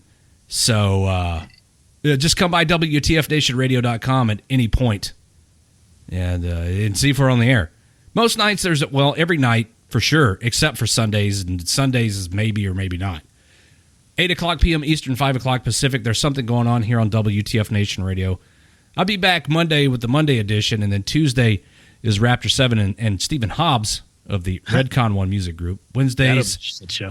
Huh? That's a good show. Is it? Did you say shit show? Yeah. Did I say that backwards? No, it's a good show. Oh, yeah. That's a good show. Redcon 1 and me. And then on Wednesdays, that's the E4 Mafia with Badger and Kaz. Thursdays, that's what the hell's Thursdays? Sergeant's Time with Ice, who's Main Page Fegus. Who's gonna host the after show tonight? Ice and Badger. Yeah, Ice is gonna talk a shitload of shit about me. And then Friday's this, whatever this is. You know what? I like Ice. He's cool Ice sometimes is people. until he does a show, and then it really pisses me the fuck off. What, that he does a good show? Yeah. His show gets more viewers than me, and I think it's just because he plugs it on the main page. Fuck you, Ice. Yeah, maybe. You can call Ice and hash it out with him in a few minutes. Oh, I will. I will. Now look, people are wanting stickers. They got to win those. I don't just give those away. Yeah, dude, there's no fucking. I'm sick and goddamn tired of the inventory getting given away in this fucking establishment. Yeah, so that doesn't happen. You know what? We've worked hard to entertain people and put on clown shoes and get a bunch of money and shit to like pay our bills and then buy shirts and stickers to like give people things. I don't approve of that. Really made you mad when I gave away the shirts, right? Yeah, dude. Like I can handle a lot. Yeah, and then last night Badger was like, "I'm going to give away a sticker," and I'm like, "You're not fucking authorized, faggot." So if you want a shirt, like I'm not giving away any more shirts. Go to WTFNationRadio.com and buy one. I mean, they're not that expensive. That's the price of freedom. $17.76. Yep. Very, very limited inventory remaining on the official WTF Nation Radio listener shirt. But fewer than 10 of every size. And when I say every size, extra large, like get one. Because we're almost out. And you can buy the stickers too if you really got to have one. What are they, like $3? What, stickers? Yeah. Yeah, they're $3. Yeah. You know what our margin is on those stickers, motherfuckers? No, it's like 30 cents. 36 cents. Yeah. Yeah, that's all we get. So, it's not like we're making fucking some kind of like rich money bank off of selling stupid stickers that you put on Colonel Admiral's fucking striker and shit. Tammy wants to know where the funds go. They go into the official Red Leg and Raptor 7 Hookers and Cocaine Fund. That's correct. Where do you think the funds go, Tammy? Yeah, what the fuck? You gotta turn a profit. What kind of question is that? I can tell you that everybody that is on the quote WTF Nation Radio payroll makes the exact same amount of money as me. That would be $0.00. I'm negative about $1,000. I mean, we're all out money for. Yeah, how much negative are you? After Phoenix, yeah, I'm negative. Oh yeah, Phoenix fucked us all up, right? Oh yeah, shit, Phoenix. I wouldn't even count in Phoenix. Fuck, man. After Phoenix, I'm like negative. I'm sorry, man. Joey says it sounds legit, funding approved. Thanks. Yeah, thanks, bro. Well, yeah, we appreciate that. Hookers and cocaine. Yeah, good looking out. That's where the money. How much goes. negative are you, Red Leg? About $2,000. Counting Phoenix? Yeah. Yeah. Yeah, I'm about $1,000 in the hole. That's all set me back. Fucking shit show. Yeah, about So $1,000 you're here. You're welcome, faggots. Yeah, and Cause just fucking calls the show and tells us when we're doing something stupid. Right, and he's in the hole like fucking. That fucking cost me $1,000 fucking dollars. Yeah, Cause just tells us when we're being dumb and when we should fucking correct our thinking, and he's in the hole $1,000. Raptor mom, she has her kids as fucking indentured servants. Somebody wants a sticker for the race car. All right, Mitchell, I'll tell you what. What race car? Send us a picture of the race car. Send us a picture of the race car, Mitchell, in the inbox on the WTF Nation Radio Facebook page. Not the U.S. Army What the Fuck moments. Facebook.com/WTFNR. Send us a picture of the race car. If you do, in fact, have a race car like you claim to, we'll send you a sticker for it. If it's faster than me and Redleg's race car. Oh, it's definitely faster than mine. Well, your car sucks. So if it's faster than mine, then I'll send you a sticker. Yeah.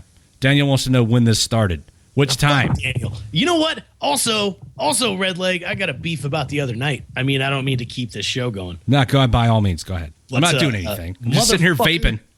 If you keep playing that goddamn damn Daniel shit. I played it that one night for a couple of minutes. I know. And it drove me motherfucking insane. Mission accomplished. Yeah.